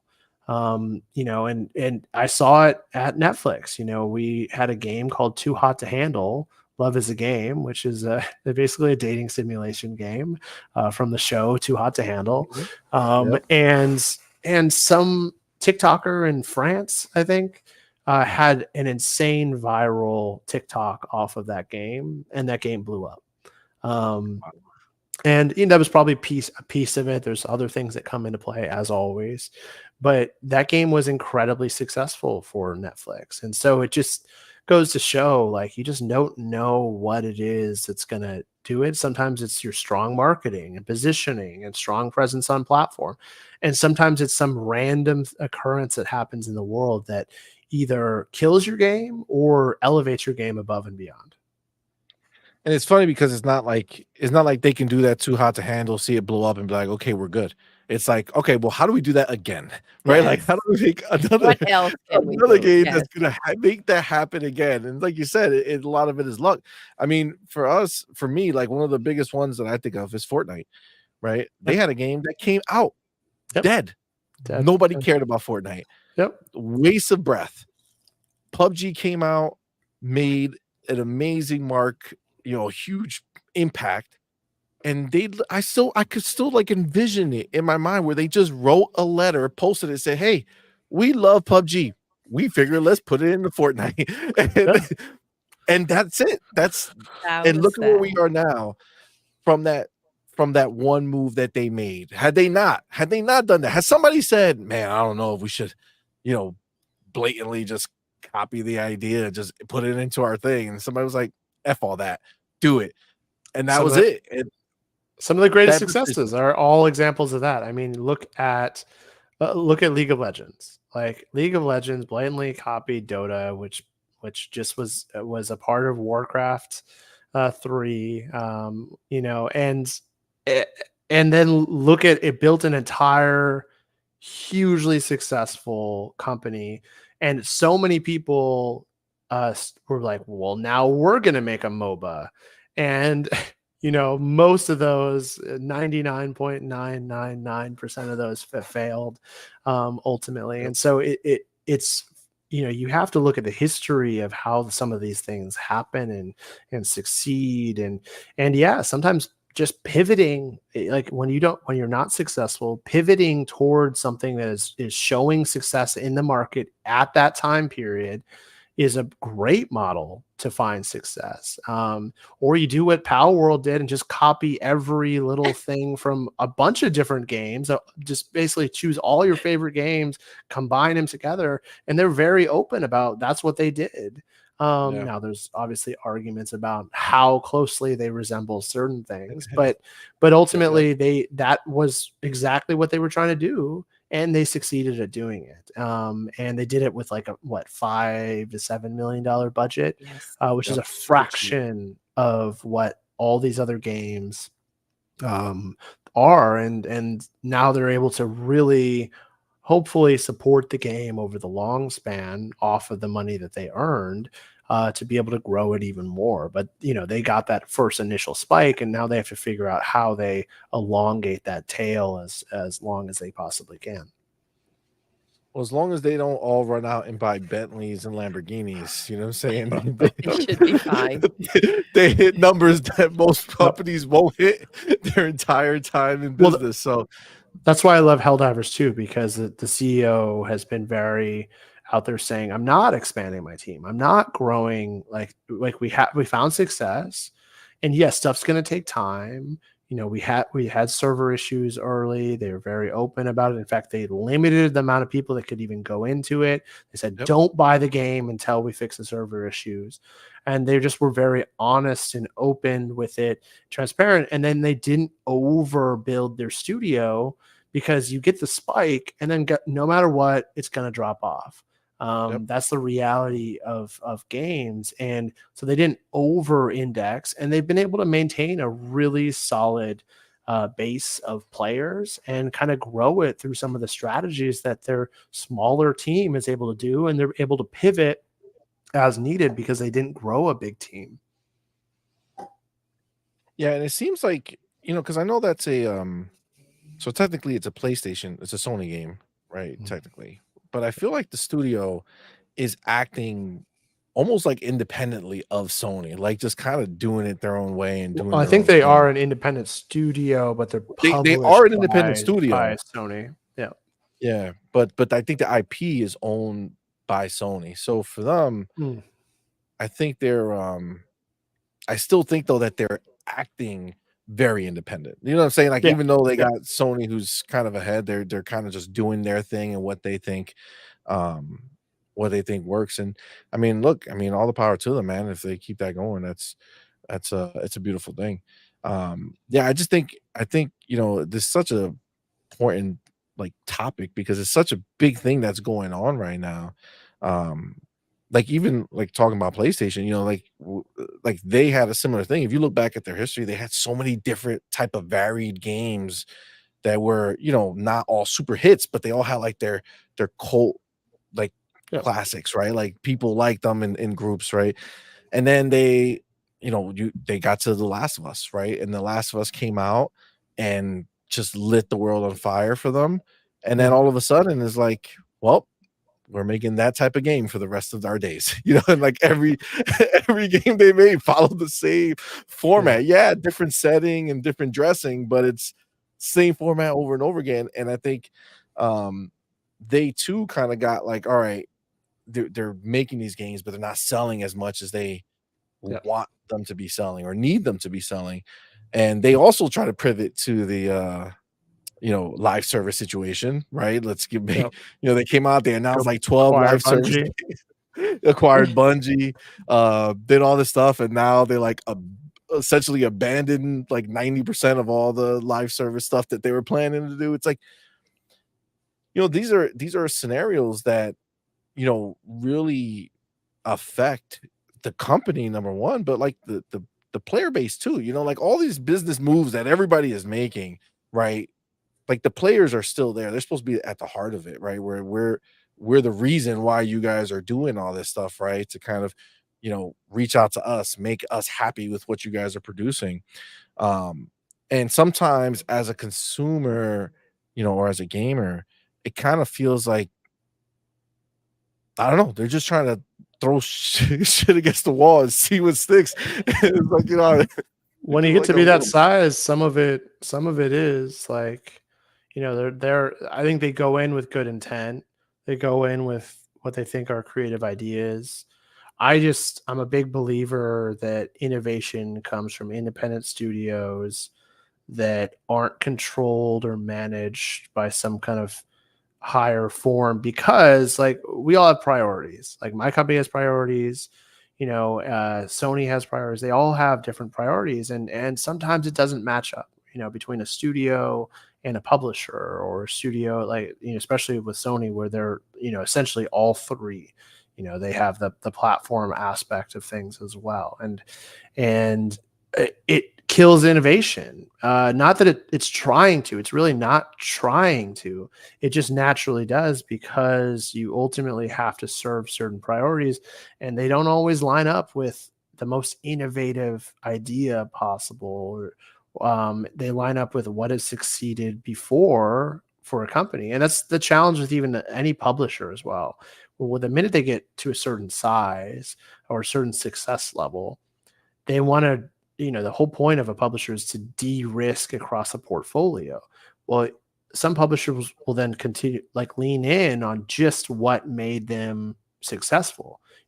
Having worked at 2K, for example, I was fortunate to be there in the early days, or early-ish days, when they were taking bets and risks. They did really innovative new things like BioShock and Borderlands, and they brought back XCOM, and the Darkness, and Spec Ops: The Line, and Yes. Evolve, and Bangers. Battleborn, and half of those failed, but they were trying new things. Now, Yeah. as the things that succeeded, Borderlands and BioShock, Civilization, XCOM, Mafia, and NBA 2K being the biggest of them, like, then they just started to move into a franchise model of just focusing in on those ones, and you didn't see many other things. Now they've started to, from the outside of, you've seen they've added golf, they just launched a tennis game, as Yep. well, and it's brought back Topspin. And so, they're doing some new things, but not in the way that they were early on. And that's the thing, is like, new companies can take those risks, and as you get older and more mature, it's harder to do some of those things because you lean in on what was successful previously. Very few companies continue to innovate when they're at that later stage. Some do, at Netflix, for example, they had tremendous success, but then pivoted all of that success and went and became a streamer. They had all the DVD Yes. success for a long time, became a streamer. Yes. Then they pivoted again, creating their own content. And then Yes. they added on to that and went into film, and then suddenly pivoted again and added gaming. And so they've continued to do that. Now, will they over the long span? Is gaming that much of an innovation compared to what they've done in the past? Who knows? There's a lot of questions around that, but it's really interesting to just look at companies and try to take a non-biased approach and say, well, what are the ones that succeed long term, and how do they differentiate compared to ones that ultimately fail? And if you just look at enough, you can see some of the trends on those things. And you have to sometimes bet the farm on something that might also, be the downfall of your company. I But the ruin ones you. that do that also potentially accelerate into another space, another era, and are able to elongate their company. Absolutely. And Netflix been able to do that so seamless as well. I've grown so much. Quanda Terrible, thank you so much for being here and thank you for rocking out with us. He says, "What's up, fam? Loving tonight's conversation." Thank you. Thank you for being a member for 4 months, man. Appreciate you, brother. Um, yeah, you know, I don't know, that's such an interesting situation. But I do because we have those other two segments that I want to get to. Those are shorter segments. So but just two more questions before we go into those things, and I want to kind of wrap up with just Midwest games and what you guys are doing there. Um, so we heard your ideas of what you want from the company and what you're looking for out there, and trying to take these smaller voices, these voices that are unheard, and kind of bring them to light. Two things. One, where do you think your plan is, like where do you want to be with the company in, say, your next 5 years, as far as like how many games you have published or the diversity of those games? And then just as more of a longer term, like, do you think that if you find enough success in some of these things, do you think that you would ever tilt over into AAA space? Do you think that's ever a idea that Hmm. you would go into? No, our goal is not to ever go into AAA space. We want to support independent developers. Do we increase something like to increase the amount that we're investing in over time? Probably, especially games.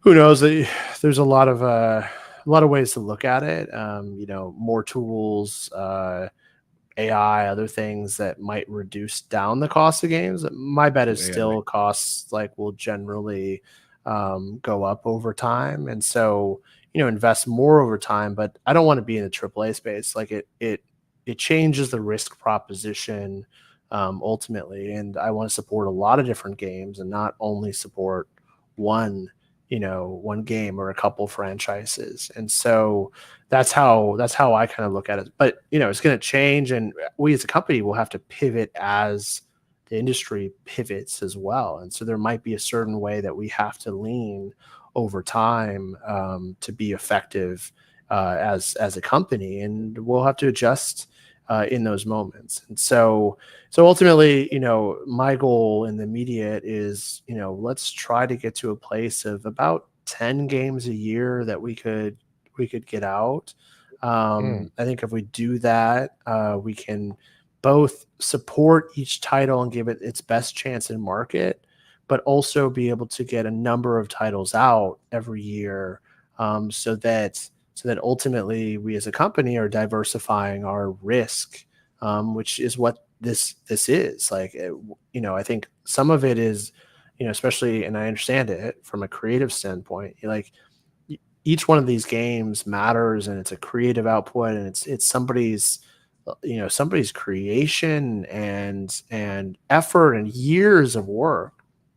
Um, but you have to look at the numbers where a lot of games fail ultimately, and so you have to diversify and think about the holistic as a studio. Think about the business of it, so that you are ready to bet on your current game, but also that you are set up to be able to move to your next game and the game after, because that increases your chances of having a strong independent studio that lasts over the long run, which is what we're trying to best support is studios like that. And it's not just an all or nothing. Like you put out one game, if it doesn't succeed, your studio's dead. Like that's the model that I think has hurt a lot of people over time.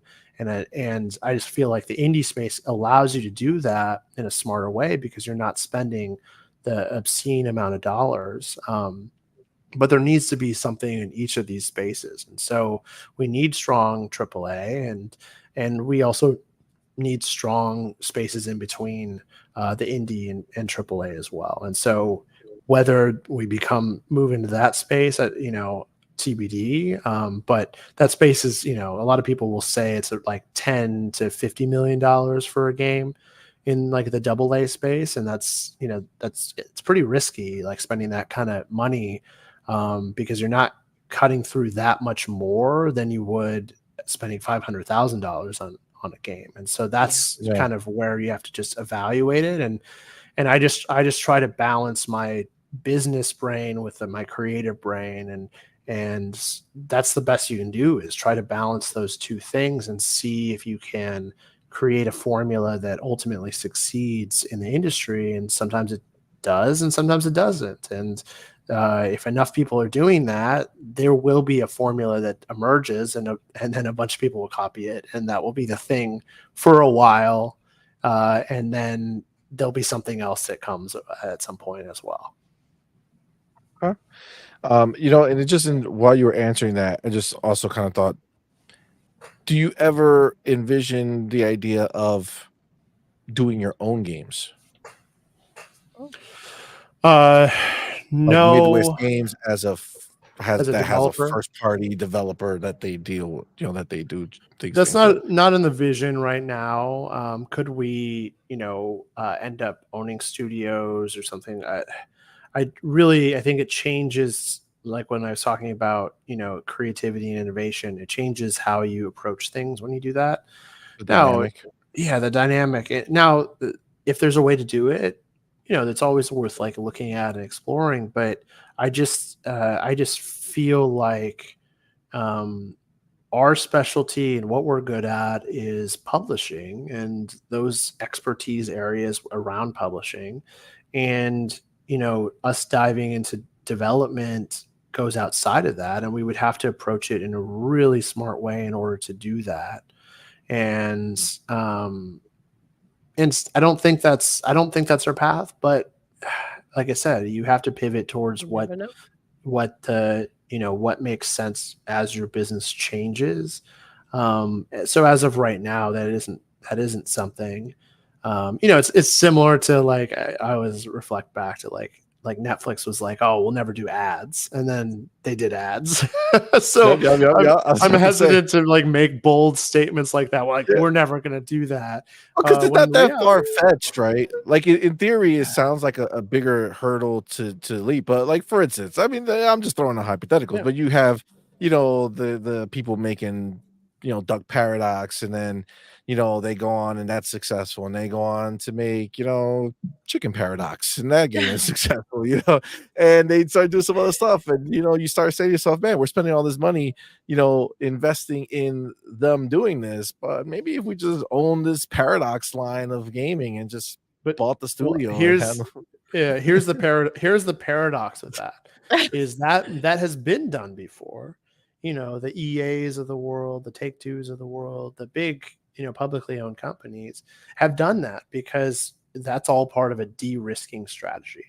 That, oh yeah, like, well, why not buy it? We get a larger cut. It comes into it. We de-risk it. We have more control over it. But again, it goes back to my belief that when you do that, you cut out the innovation and creativity that ultimately is your most powerful tool that you possibly can have in this industry. And yeah, you do become more efficient.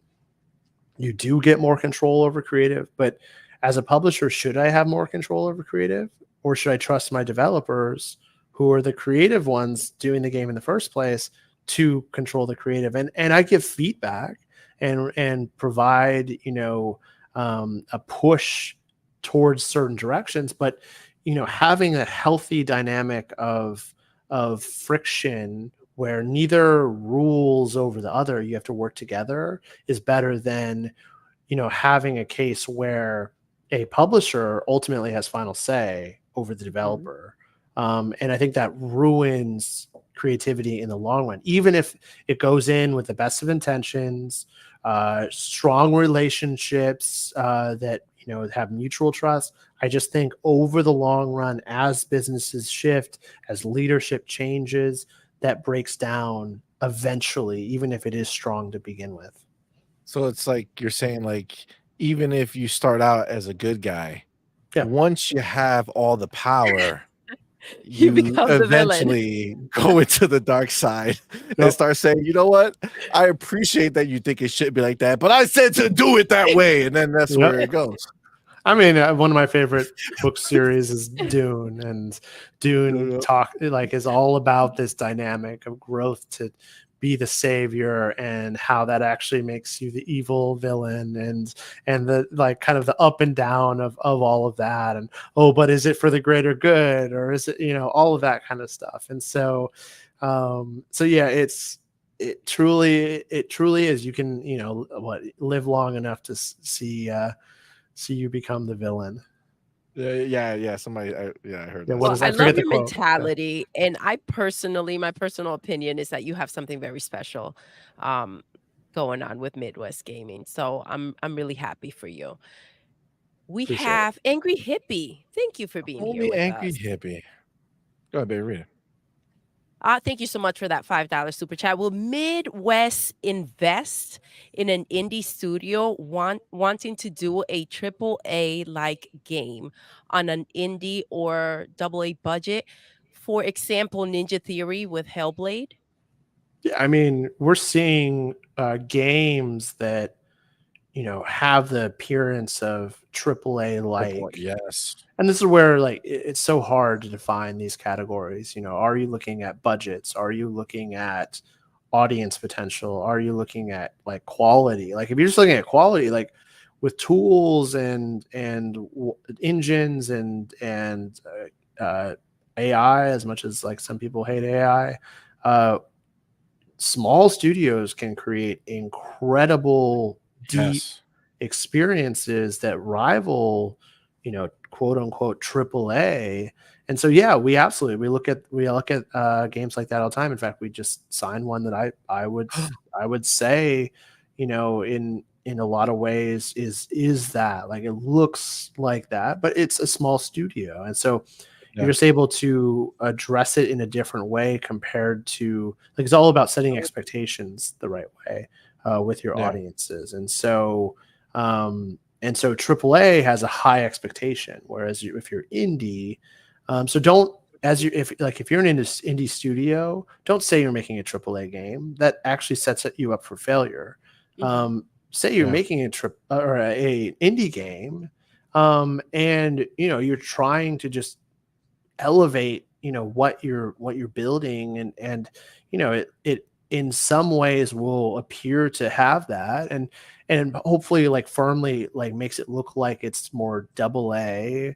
But triple A, the whole point of triple A is that it's giant budgets, giant teams, giant marketing spend, and with that comes really high expectations. And I think it's better for indie devs to have set expectations low and then over deliver, because then Yes. audiences love that and they go, "Whoa, this game is a surprise hit from a small studio, but they're doing stuff that a big studio is doing um, at a fraction of the cost of the game, of the size of the studio, of the spend of the publisher and developer."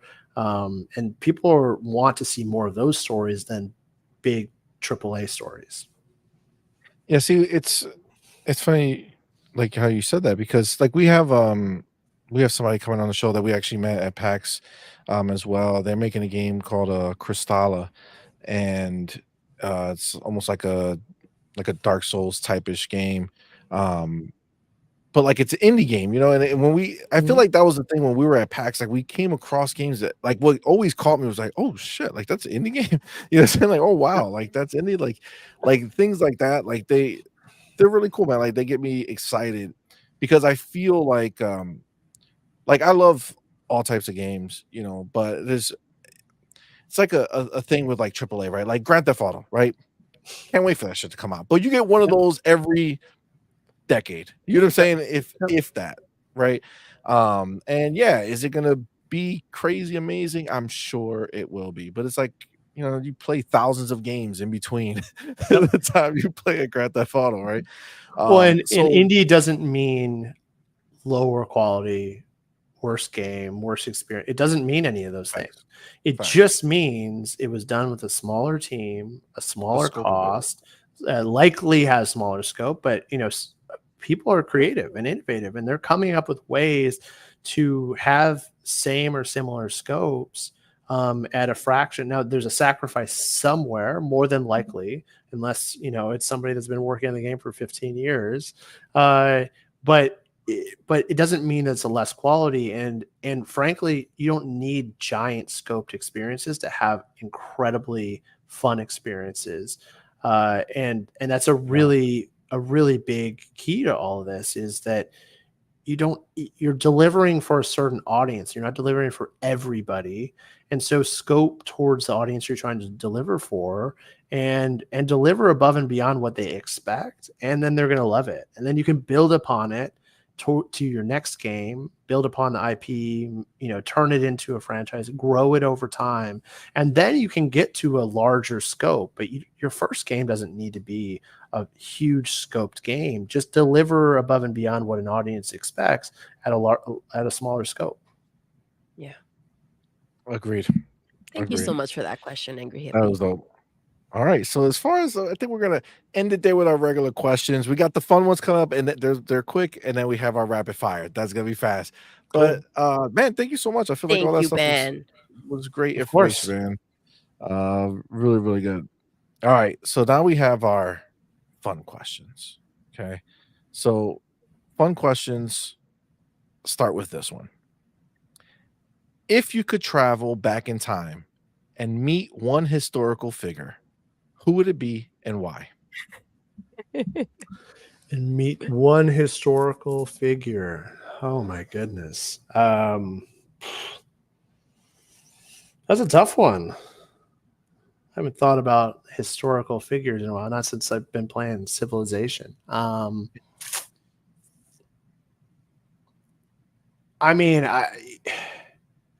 I would love to, let's just go with like U.S. history.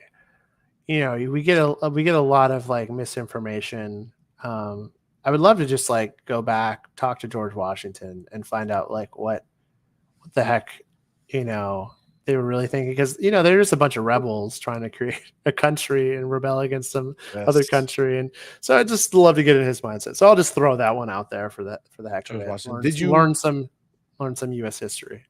Did you watch or listen to, or I guess watch? I know what Hamilton. you're gonna say. Oh yes, I've seen Hamilton. Oh, Oh yes, so good. Yes, it's really it's the good. greatest thing ever. I never enjoyed history more in my life. That was the best thing. I literally, to this day, I mean, my daughter is obsessed with it. Our daughter is obsessed with it. But to this day, I listen to the. I'm sure it's exactly how song. exactly how it happened too, right?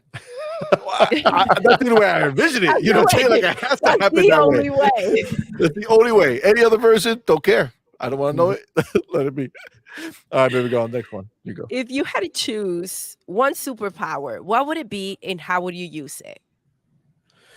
One superpower.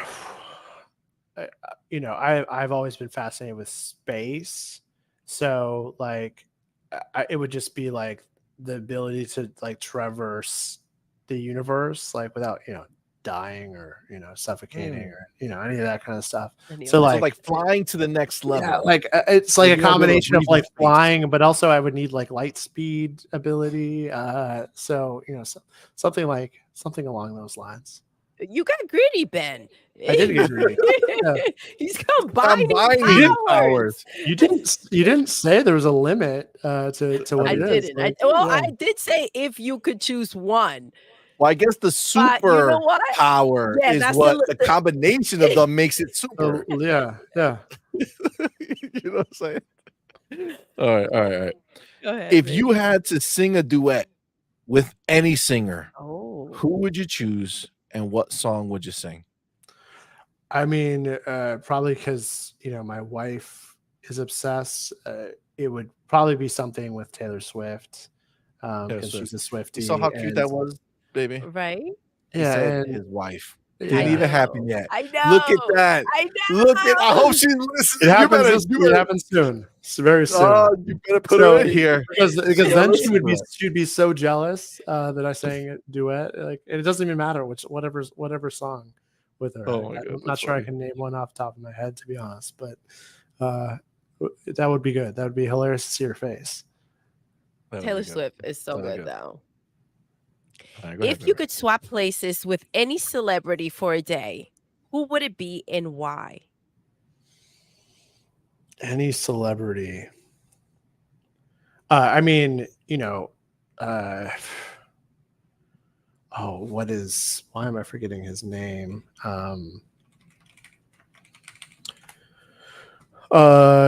Right now, probably like Glenn Powell. Like he's like ruling the world from an actor standpoint. Like he's the next superstar.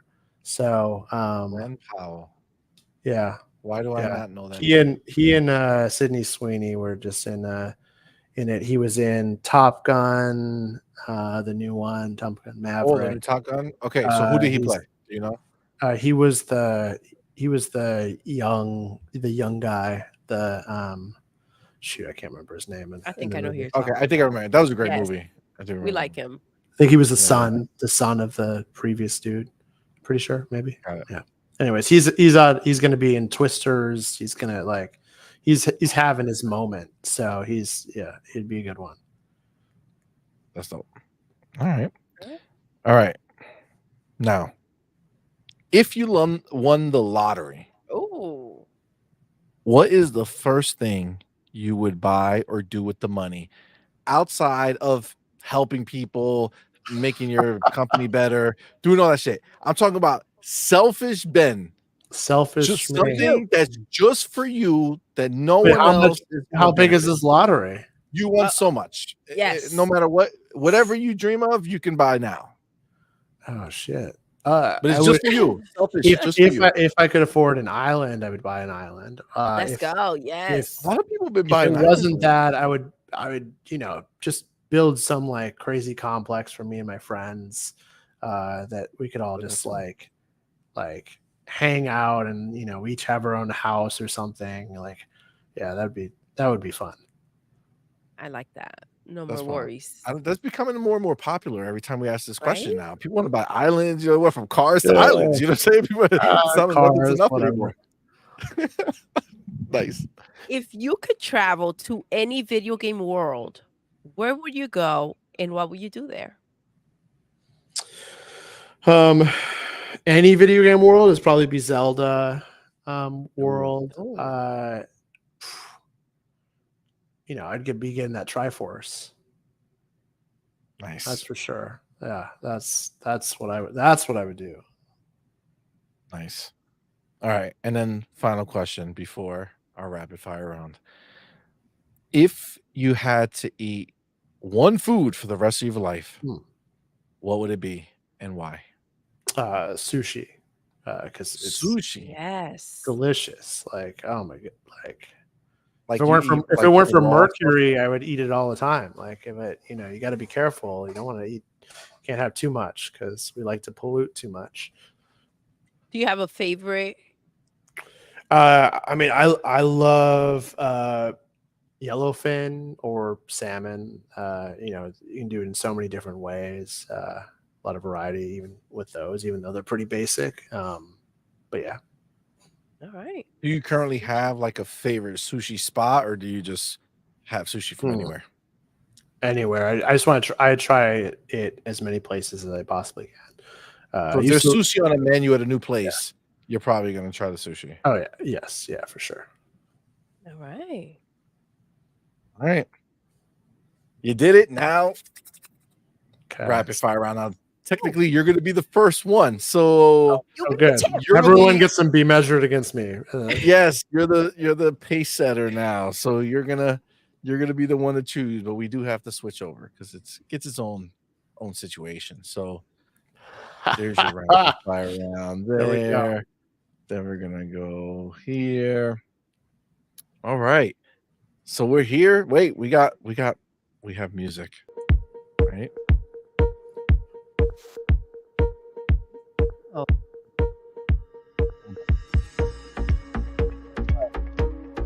So the show, it's good, right? Very, very simple idea, right?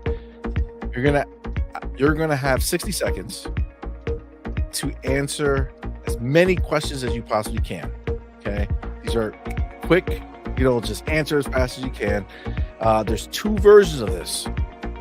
There's a lightweight and a heavyweight. Okay. So understand, very similar, but different at the same time. So lightweight, all that means is that the questions we ask you are going to have different ways of answering. So you might have a yes or no question. You might have an either or question, or you will have a like you have to answer on your own. When we ask you a question, you just got to come up with an answer, right? The heavyweight version of that is only one type of question, and that is you have to come up with the answer every time. Okay, so no yes or no's, no either ors, just straight up, this is the question, this is the answer on your own. Which version of this do you want to do? I feel like I'm intimidated to not do the heavyweight because, let's go. Let's do it. It's the name. I feel like the name is the problem. We got the belt. It looks even better. Damn it. See, we gotta see. All right, so heavyweight it is. All right, let's go. Right.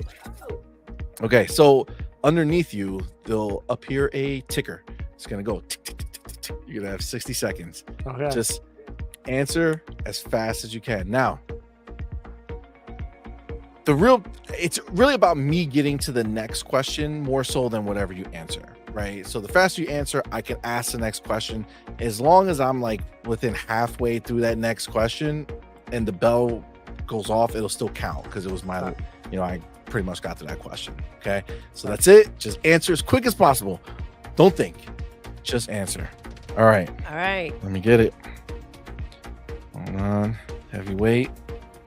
It's going down. You hear him well? Can you hear me good? Oh, yes, I can hear you. Yeah. Okay. Right. I'm ready. This is going to be a disaster. We'll see. That's right. I'm ready. You ready? We're ready. All right. 3, 2, 1. Favorite gaming genre?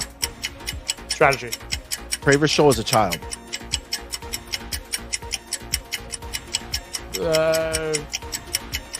Anything. That 70 show. What's your favorite number? 4. What was your favorite subject in school? History. Favorite gaming console of all time? Xbox 360. Favorite song?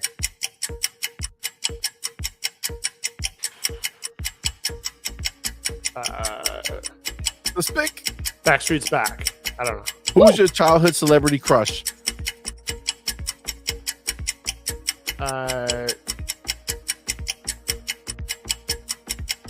Jessica Alba. Favorite cereal? Reese's Puffs. If you could be an animal, which animal would you be? Koala bear. Favorite color? Red. Favorite book? Soon. Ooh. All right. You caught up. You made some ground up towards the end there. You got. Yeah, I was stumped on a couple. I couldn't get my brain working. Well, you did well. You did well. So technically, there's no fail state here because you're setting the pace. So you won. Yeah, there we go. First place. First place. See how long that lasts. Yeah. So first place. Do you know? Do you have it? All right, ready? Let's have you do it. Let him know how many questions you got right. Ready? Or how many questions he answered? In first place with 11. Ben Kvalo. Yeah. 11. Look at that. We don't know how long it's gonna last, but you did good, bro. It's probably not gonna last long. I had 2 there that slowed me down way too much. Listen, I can tell you right now that the lowest score we've ever gotten on any of these things. It was lightweight, by the way. And it was lightweight. So not even this one. See, this one was harder because it's all heavyweight, right? It's different before. On the other lightweight, you're just like, yes, no, this one, that one, right? They got 8. 8. They froze. On song. I know that. Okay. Yeah. For song. Yeah. That was tough. Yeah. She's back. I just had to throw something out there because I was like, I don't You know. had some good answers. You did. You did. You did. Jessica Alba. Yeah, it's good. Yeah, listen. Oh, well, you did it, man. That was it. That was the game we like to Awesome. play. It's fun, man. Ben, bro, thank you so Thank much. you. Thank Thank you Of you so so much course. for much. being Thanks here, for man. having me. Absolutely. Absolutely. Listen, we've played a bunch of the games. We loved everything you guys got going on. Very excited to see more. Hopefully, we get our hands on some more of them. Let everybody else. I already have all your information in the description. So your Twitters and your the Midwest Games Twitter, and even I linked in Lullaby of Life. I got the page there, so they can go there and check it out. But tell everybody where to find you, how to follow you, what you got going on next with anything that we should be following. I know that you have another game show you guys are going to be in November. Yeah, we're So, MDev. So I'm helping to. I'm one of the co-chairs for MDev, which is basically it's the easiest way to explain it. It's like the GDC of the Midwest. It's a game industry focused conference in Madison, Wisconsin, November 8th. We just announced it. And really trying to bring people from around the country, around the world, and give them opportunities, much more I guess, cost efficient for folks to come to something like Madison. But a lot of awesome industry figures will be there. So definitely check out that mdevconf, conf.com. And check that out. And then, yeah, you can just find me. I'm the only one with my name in the world, so it's easy to find me. nice. On Twitter or LinkedIn is where I do most of my activity, just given kind of like some of my, the business focused end of what we're doing and what we're doing to kind of challenge the industry. And so very active on LinkedIn. So that's probably the best. And then Midwest Games, you can find us all over the place. Awesome. Well, thanks again, man. Appreciate you so much for being our first guest on Her, Him, and the Dev. This was awesome. Really, really appreciate it. Guys, thank you all for rocking with us. We appreciate each and every one of you. Remember, tomorrow we will not be going live because we have some things we're going to be doing with our daughter. So we will be back on Thursday with another late night show, 9 p.m. Eastern time for On Point, the gaming podcast. And we will be back on Friday, 6 p.m. Eastern with the night shift, Let's Talk Gaming. And then back on Sunday with Morning Quest with Doodle and C Money. And then next week on Tuesday, we have another Her, Him, and the Dev. And we have the publisher who's publishing Deathbound. Deathbound? Yes. That's the name, right? Yes. Sean. Awesome dude. Met him at the show. Great guy. So definitely come check us out. Guys, thank you all again. Ben, we appreciate you. Doodle, we're going to end the show the way we end every single show. Doodle. Yes. We're done. We are. Until next time. You're intruding. You're intruding.